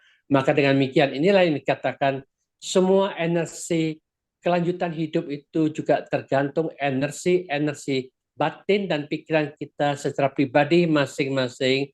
Otomatis kita tahu kalau kita condongnya ke positif, ucapan positif, tingkah laku positif, cara berpikir kita positif, itulah yang dikatakan jaminan kita juga pasti ke alam yang positif. Ya, cukup sekian, terima kasih. Ya, Bante, izinkan selagi belum ada yang bertanya, izinkan saya bertanya lagi ya, Bante ya. Ya, Bante, pertanyaannya ada seperti ini, Bante. Bagaimana ciri-ciri praktek dhamma kita itu sudah di jalan benar sesuai dengan dhamma dan sudah meningkat, Bante? Ya, memang kita harus tahu juga bahwa kita harus memahami banyak juga umat-umat dari orang yang lain yang dari tetangga, agama tetangga. Mereka dulu cerita bahwa dia sesungguhnya orang yang cepat emosi, cepat marah. Tetapi dia ikutin dengan cara Buddha, ikut kebaktian, ikut meditasi, walaupun KTP tetap agama lain.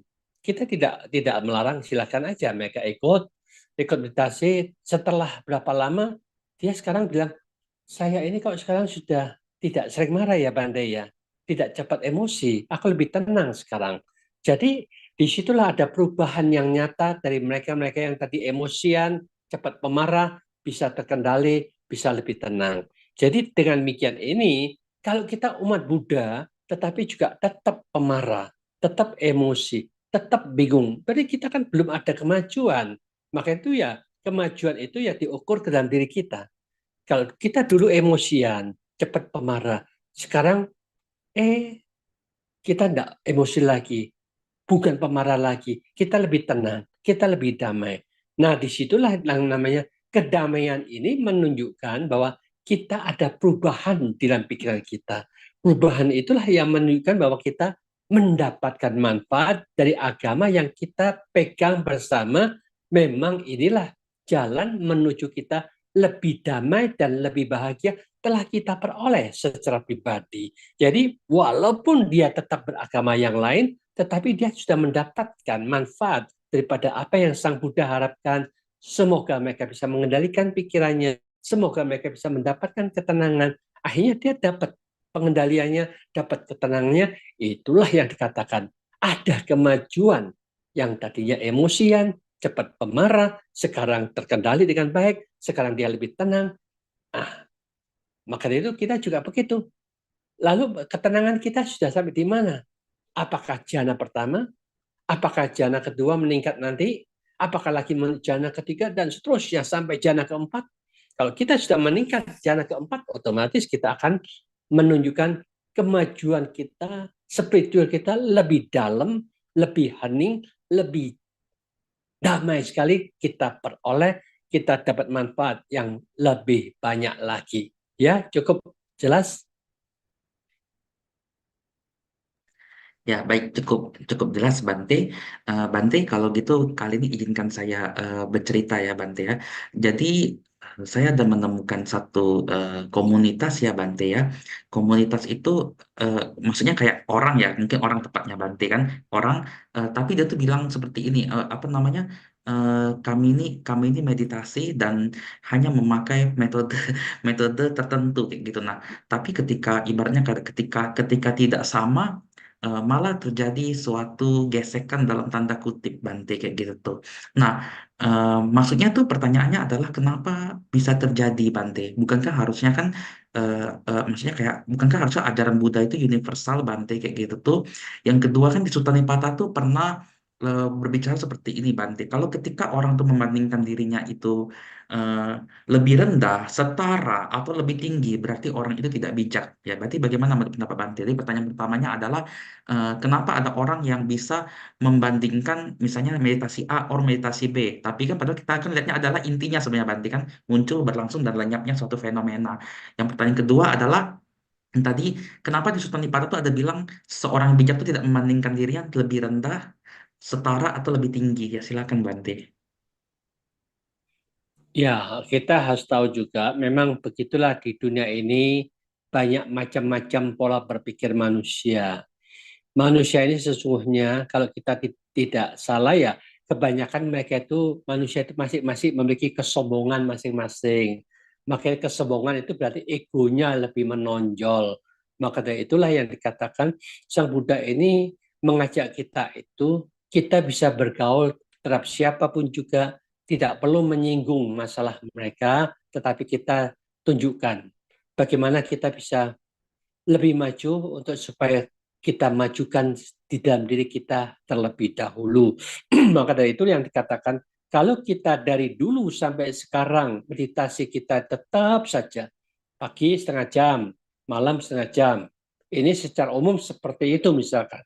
Kalau kita tetap 10 tahun seperti itu, alangkah indahnya kita bisa majukan jadi 1 jam pagi, 1 jam malam, majukan lagi 1,5 jam pagi, 1 jam, 1,5 jam malam. Jadi dengan demikian kita harus melihat ke dalam diri kita sendiri, apakah kita sudah berjuang untuk memajukan waktu, membiasakan untuk mencapai ketenangan yang lebih dalam, lebih maju dan lebih berkembang dengan melihat, membiasakan, memperbanyak waktu untuk meditasi. Jadi kita tidak usah melihat kepada orang lain, kelompok manapun juga, kita tahu masing-masing sudah wajar begitulah. Ada yang sombong, ada ego begini dan itu. Jadi kita untuk sementara tutup sama mereka, tetapi kita melihat kekurangan, kelemahan kita, supaya kita memotivasi kita lebih tinggi, lebih maju, lebih berkembang itu bagaimana itu lebih baik ya. Cukup segitu dulu lah. Ya, baik Anumanana Bante, terima kasih Bante. Jawaban yang sangat luar biasa ya Bante, karena bukan itu aja Bante ya. Jadi menghindari menghindari loba dosa moha yang keluar dari panca indera di sini maksud Bante kan supaya berfokusnya ke dalam bukan berfokus keluar supaya tidak terdistrak dan supaya kilesa kekuatan batin itu tidak keluar ya.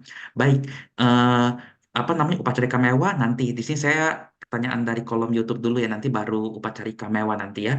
Dari Kevin Marcelo dulu. Selamat malam Bante, Sotihotu nama budaya. Bante, saya mau bertanya, jika seseorang jarang meditasi, apakah bisa terlahir di alam bahagia Bante walaupun banyak berdana, menjaga ucapan, pikiran, dan mempunyai kesadaran yang baik dalam melakukan tindakan sehari-harinya. Mohon pencerahannya, Bante. Sebenarnya sangat-sangat bisa juga kalau mereka suka berdana, jaga ucapan, jaga perbuatannya. Tetapi kalau kita katakan tadi bahwa sesungguhnya meditasi itu sebenarnya gampang. Tergantung kita. Kita kan hanya diajak untuk bersama-sama, ayolah kerja bersama dengan penuh semangat, hanya membangkitkan ucapan Buddho, Buddho di dalam perjalanan, di dalam mobil, di dalam sepeda motor kita, waktu kita berjalan kaki, berlari, jaga toko, dimanapun juga hanya mengucapkan Buddho, Buddho, Buddho. Sangat simpel dan sederhana, itu termasuk meditasi. Bukan berarti meditasi itu kita harus duduk sila, harus 1 jam seperti itu. Kita maksudnya masuk lebih dalam itu memang lebih bagus. Tetapi kita melakukan meditasi yang sangat-sangat sederhana itu bisa kita jalankan hanya mengucapkan Buddho, Buddho, Buddho dalam setiap posisi kita, itu sudah termasuk, sudah berusaha dengan sungguh-sungguh mengarahkan pikiran kita fokus dengan Buddho, itu termasuk samadhi. Sudah kita jalankan, itu bisa dilaksanakan, ya kita sudah bisa melakukan meditasi. Jadi meditasi itu juga sangat simpel. Kapanpun juga, siapapun juga bisa mengucapkan Buddho, Buddho, Buddho sehari, apakah itu 1000 kali, 10.000 kali, makin banyak ya makin bagus. Kita memancing pikiran kita selalu positif, positif, positif, dan kita yakin kebiasaan positif itu besok juga dilanjutkan 10.000 lagi, 10.000 lagi, 10.000 lagi, dan seterusnya. Makin banyak juga makin bagus. Maka dengan demikian inilah yang dikatakan meditasi itu bukan hanya sekedar duduk bersila, dan setiap aktivitas kita diminta rajin untuk membangkitkan pikiran-pikiran positif, atau kita ucapkan sadar damai, sadar damai. Tetapi kalau kita menjadi manusia yang kurang sabar, boleh diganti juga. Tadi sadar itu kali sabar damai. Karena aku tahu aku tidak sabaran. Aku butuh kesabaran supaya mengsugesti inilah yang aku cari. Aku ingin sabar, menemukan kedamaian. Di dalam kesabaran itu kita ucapkan sabar damai, sabar damai. Bangkitkan terus-menerus, di sanalah kita akan mendapatkan manfaat juga sebaik-baiknya. Ya, cukup sekian, terima kasih. Ya, baik, satu. Baik, sekarang Upacarika Mewah, Subaku Ramo, silahkan boleh di-unmute dan pertanyaannya. Ya, saya lagi Bante. Karena ini saya sangat jarang sekali bertemu dengan Bante dan Wijaya, jadi silakan bertanya. Ini Bante mau tanya, sebenarnya tingkat-tingkat keberhasilan dari seorang meditasi itu bagaimana ya Bante?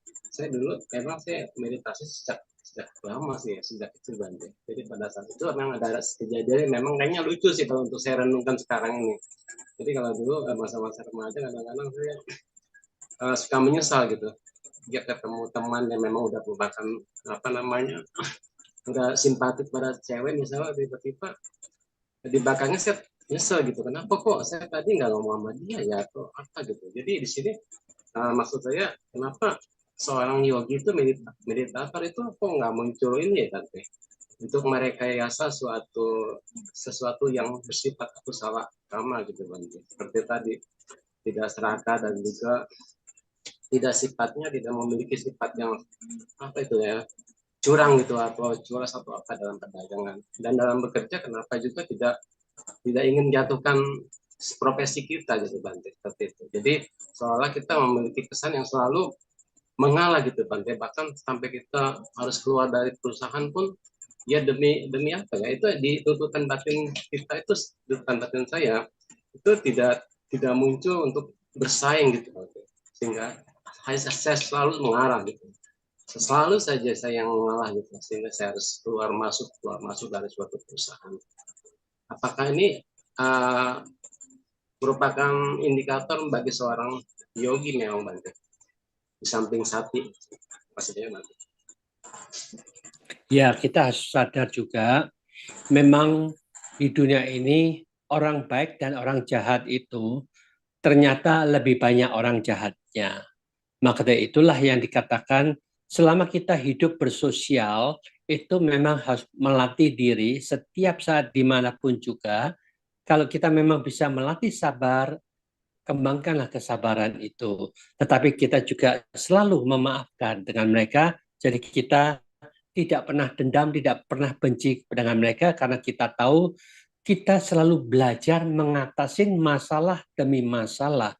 Maka dari itulah yang katakan, kalau kesabaran tanpa pemaafan, jadi kita dendam, benci itu akan membuat penyakit untuk diri kita sendiri. Maka dari itu, alangkah indahnya sabar, tapi juga kita selalu memaafkan.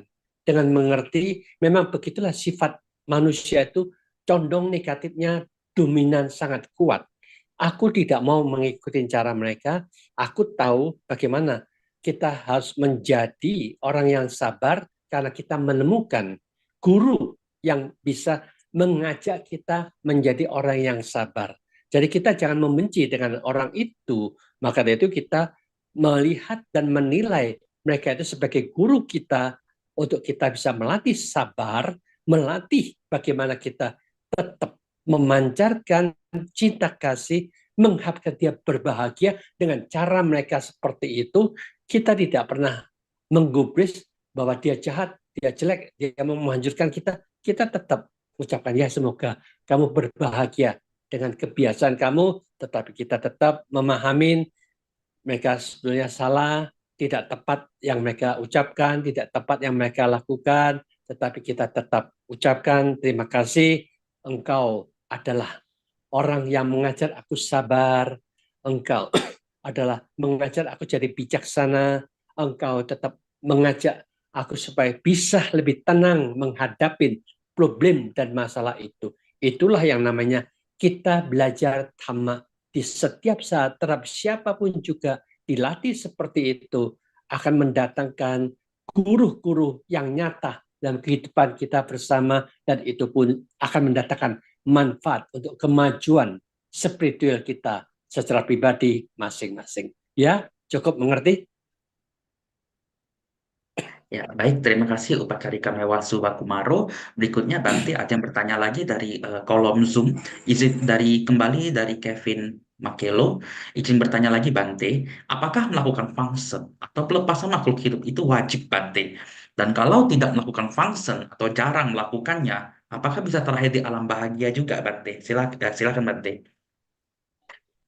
Ya, kita function itu harus tahu juga bahwa kita memang berusaha untuk melakukan satu melepaskan supaya makhluk-makhluk itu tambah bahagia. Otomatis kalau kita tidak function, nah jadi masalah, karena kita juga tahu bahwa kebajikan atau kebaikan bukan hanya function saja, banyak faktor yang bisa kita jalankan. Kita suka berdana, berilah bantuan kepada mereka yang sedang membutuhkan, di situ akan menyenangkan banyak orang. Yang sedang sakit-sakit kita berikan mereka obat, yang sedang ada keluh kesah kita mendekati untuk menjadi pendengar yang baik, dan kita kasih bisa jalan keluarnya. Kalau kita tidak bisa memberikan jalan keluarnya, ajalah yang punya problem itu menghadap ke biku siapapun juga yang ada di dekat wihara kita, supaya mereka bisa mendapatkan petunjuk, nasihat dari biku itu pun juga kebaikan. Tetapi yang penting kita jaga sila kita, ucapan kita, tingkah laku kita, dan kita suka berdana, dan kalau bisa ya ucapkan puto setiap saat, puto, puto, puto, atau mungkin yang dari agama Mahayana ucapkan Omi Tuopo, Omi Tuopo. Itu boleh saja, karena di mana ada pikiran-pikiran positif, disitulah sumber kebahagiaan kita. Tetapi yang penting kita ucapkan Omi Tuopo itu harus dimengerti. Amitabha Buddha itu artinya Buddha yang memiliki sinar tanpa batas. Jadi semua Buddha itu pasti memiliki sinar yang tanpa batas. Jadi bukan hanya Buddha tertentu yang dikatakan oleh mereka Amitabha itu model seperti itu yang Amitabha, dia hanya inilah yang punya sinar yang tanpa batas, yang lainnya tidak. Semua Buddha sama-sama memiliki sinar yang tanpa batas, karena beliau itulah yang namanya pencerah agung yang paling sempurna, sehingga sinarnya juga sama-sama tanpa batas. Maka kita tidak perlu membeda-bedakan. Siapapun yang mengucapkan Omi Tuopo itu berarti kita mengagungkan semua Buddha di alam jagat raya ini memiliki sinar yang tanpa batas. Jadi yang kita agungkan adalah semua Buddha yang memiliki sinar tanpa batas, termasuk Sawaka Buddha. Para suciwan arahat juga memiliki sinar yang tanpa batas.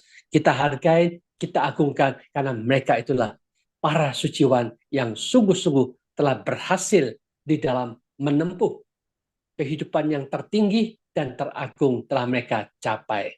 Ya, cukup jelas. Terima kasih. Ya, baik Bante.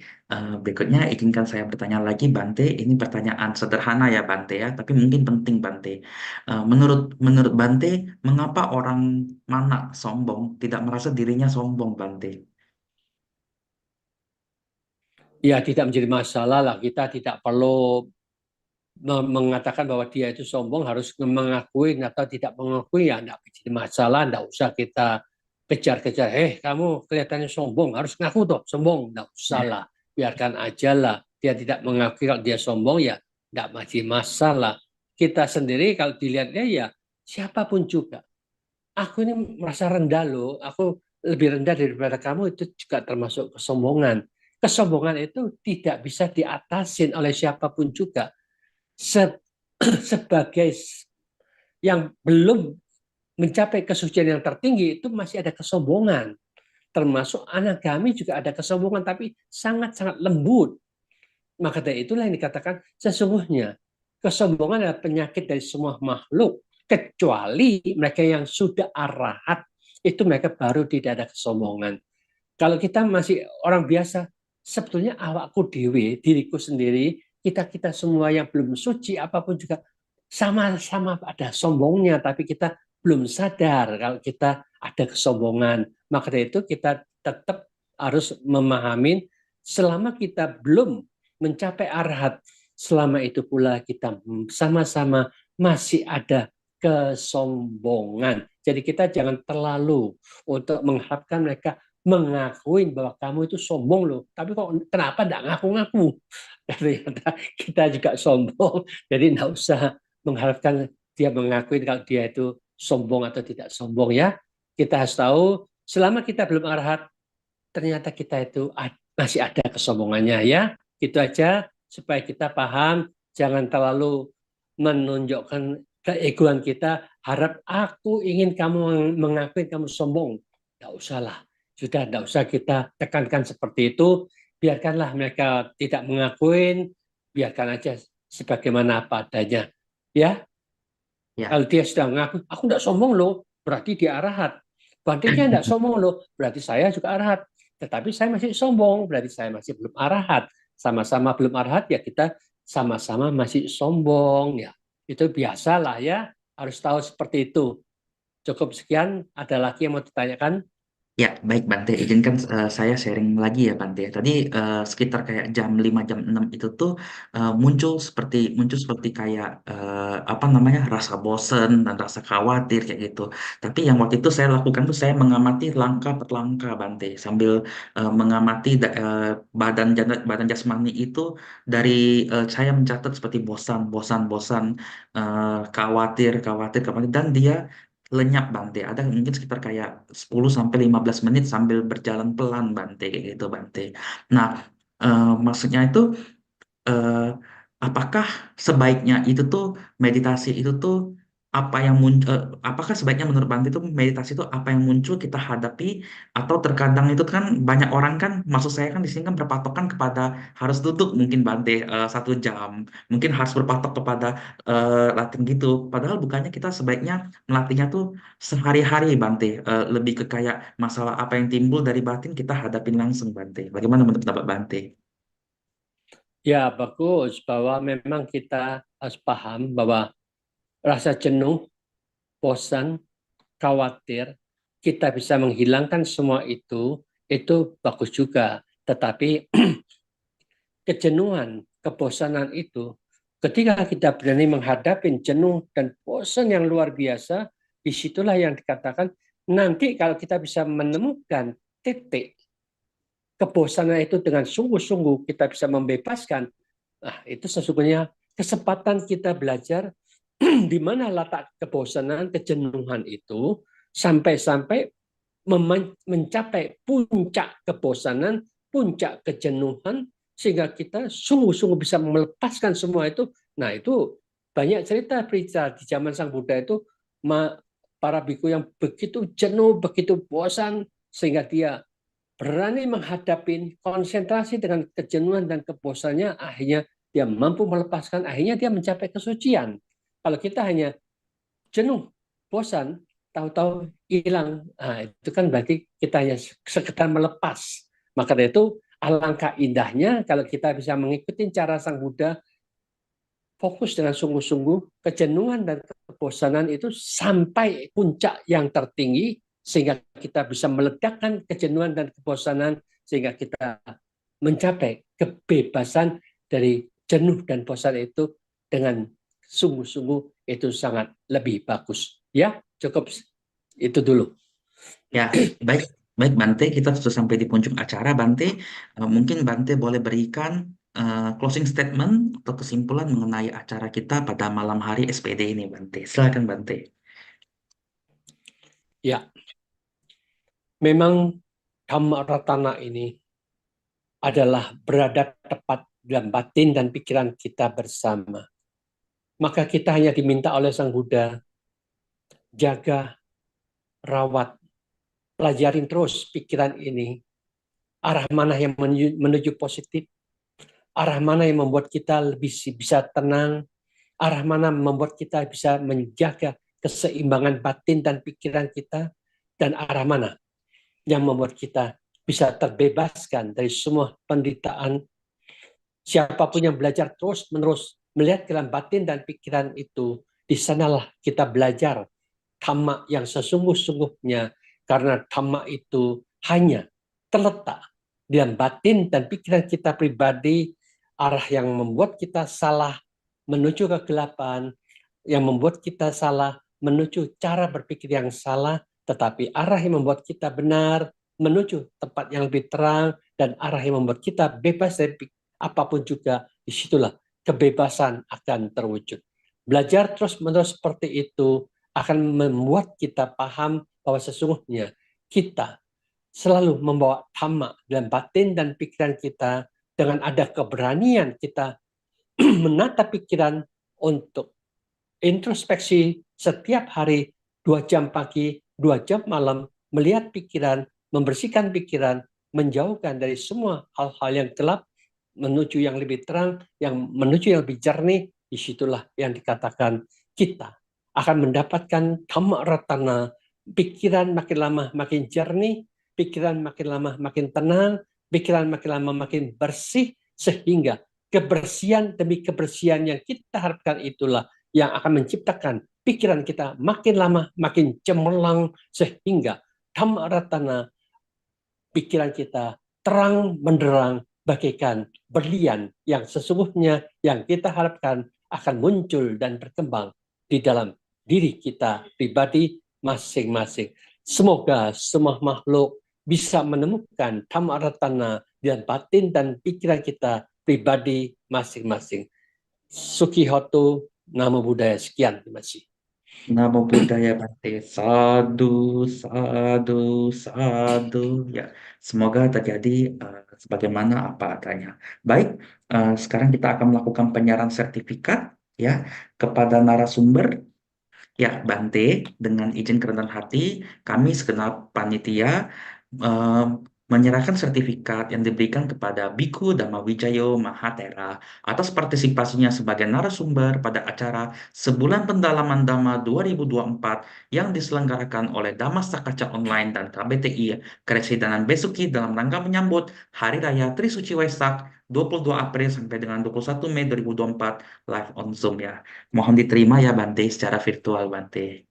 Ya, oke, kita terima dengan baik. Ya, baik Bante, Anumodana Bante. Baik, berikutnya Bante, kita dengan kerendahan hati kembali meminta Bante untuk melakukan pelimpahan jasa Bante. Ya. Ya, pada hari ini siapapun juga yang mendengarkan Dhamma ini, tadi mungkin di pagi atau siang hari, kita datang ke wihara atau ke cetia, melakukan dana paramita dengan memberikan makanan dan minuman kepada biku, sangha atau samanera, bahkan kepada silacarini, itu pun sebagai kebajikan. Demikian juga kita ikut meningkatkan Tisarana dan Pancasila lagi dan mendengarkan Dhamma maupun Dhamma Sakaca kita ini semuanya juga kebajikan demi kebajikan yang telah kita lakukan. Bahkan juga nanti ada program-program yang akan dijalankan di dalam pembangunan wihara sini. Pembangunan wihara itu termasuk kelanjutan daripada Dhamma TV yang kita kelola supaya bisa memberikan manfaat Dhamma kepada jutaan manusia tiap hari, tenang dan damai. Itu juga kebajikan. Dana kebajikan yang akan Anda lakukan ini akan membawa manfaat yang sesungguh-sungguhnya. Semoga kita bertekad dengan kebajikan yang telah maupun yang akan kita lakukan ini menjadi pendorong kita semua untuk bisa mempercepat proses bebas dari semua permasalahan, bebas dari semua penderitaan kita untuk mencapai kebahagiaan yang tertinggi. Demikian juga semua para leluhur, semua makhluk yang ada hubungan karma dengan kita, makhluk-makhluk yang ada di rumah, di toko, di gudang, di pabrik, maupun di sawah, di tanah yang kita miliki, semoga semuanya ikut bersuka cita melihat kebajikan yang telah kita lakukan. Termasuk semua makhluk yang ada hubungan karma dengan kita, bila mana kita ada kesalahan-kesalahan terhadap mereka, semoga mereka memaafkan kesalahan kami dan bisa menerima persembahan kebajikan, mereka ikut berbahagia pula. Mari kita pancarkan jasanya. Ya tawari waha pura paripurenti sakarang ewang mewang ito dinang petanang upakapati icitang patitang tumhang kipa mewas sami cetuk sabe purenti sangkapa cando panarasoya tamani cho tirasoya to sabitiyo vivacanto sabaroko vinasato mate bawat pantarayo suki dikayu ko bawa abhiwadhana silisani camudha pacaino cattaro dhammawadhante ayu wano sukhang halang so atalatho sukito virulo buddha sasane aroko sukito hohi sahasabeniatibi sa atalatha sukita virula buddha sasane aroga sukita hohi sahasabeniatibi te atalatha sukita virula buddha sasane aroga sukita hota sahasabeniatibi bawatu sabba manggalang rakantu sabba devata sabba buddhanu bhavena sarasoti bhavantu te bawatu sabba manggalang rakantu sabba devata sabba dhammanu bhavena sarasoti bhavantu te bawatu sabba manggalang rakantu sabba devata sabba sangkhanu bhavena sarasoti bhavantu te. Sadhu, sabdu, sadhu. Ya, Bante, sekali lagi terima kasih Bante atas kehadirannya di SPD ini. Semoga memberikan manfaat untuk kita semua. Baik, Bante, sebagai ucapan terima kasih Bante, izinkan kami semua yang mendengarkan Dhamma pada malam hari ini mengucapkan Okasa Wandami Bante. Baik, izinkan saya mewakilinya Bante ya. Okasa Wandami Bante. Sita mato itang palang tasming sama samudap cetaso. Berhasil dengan kekuatan Sang Tiratana. Semoga cita-citanya selalu berhasil. Satu. Sadu, sadu. Ya, Bante, izinkan kami menutup dengan membacakan nama Karapata. Silakan operator. Nama Karapata. Arahang Sama Sambuddho Bhagawa Buddhang Bhagawantang Abhiwademi Swakato Bhagavat Adamo Dhammang Namasami Supatipanno Bhagavato Sawakasangho Sanghang Namami Sabbe Satta Bhavantu Sukhitata. Semoga semua makhluk hidup berbahagia. Satu, satu, satu. Ya, Bante Dhammawijaya Mahatera. Sekali lagi terima kasih Bante atas Dhamma Desana yang disampaikan pada malam hari ini. Dan Bapak Ibu terima kasih sudah di sini. Dan sekarang kita akan melihat pengumuman. Ya, silakan.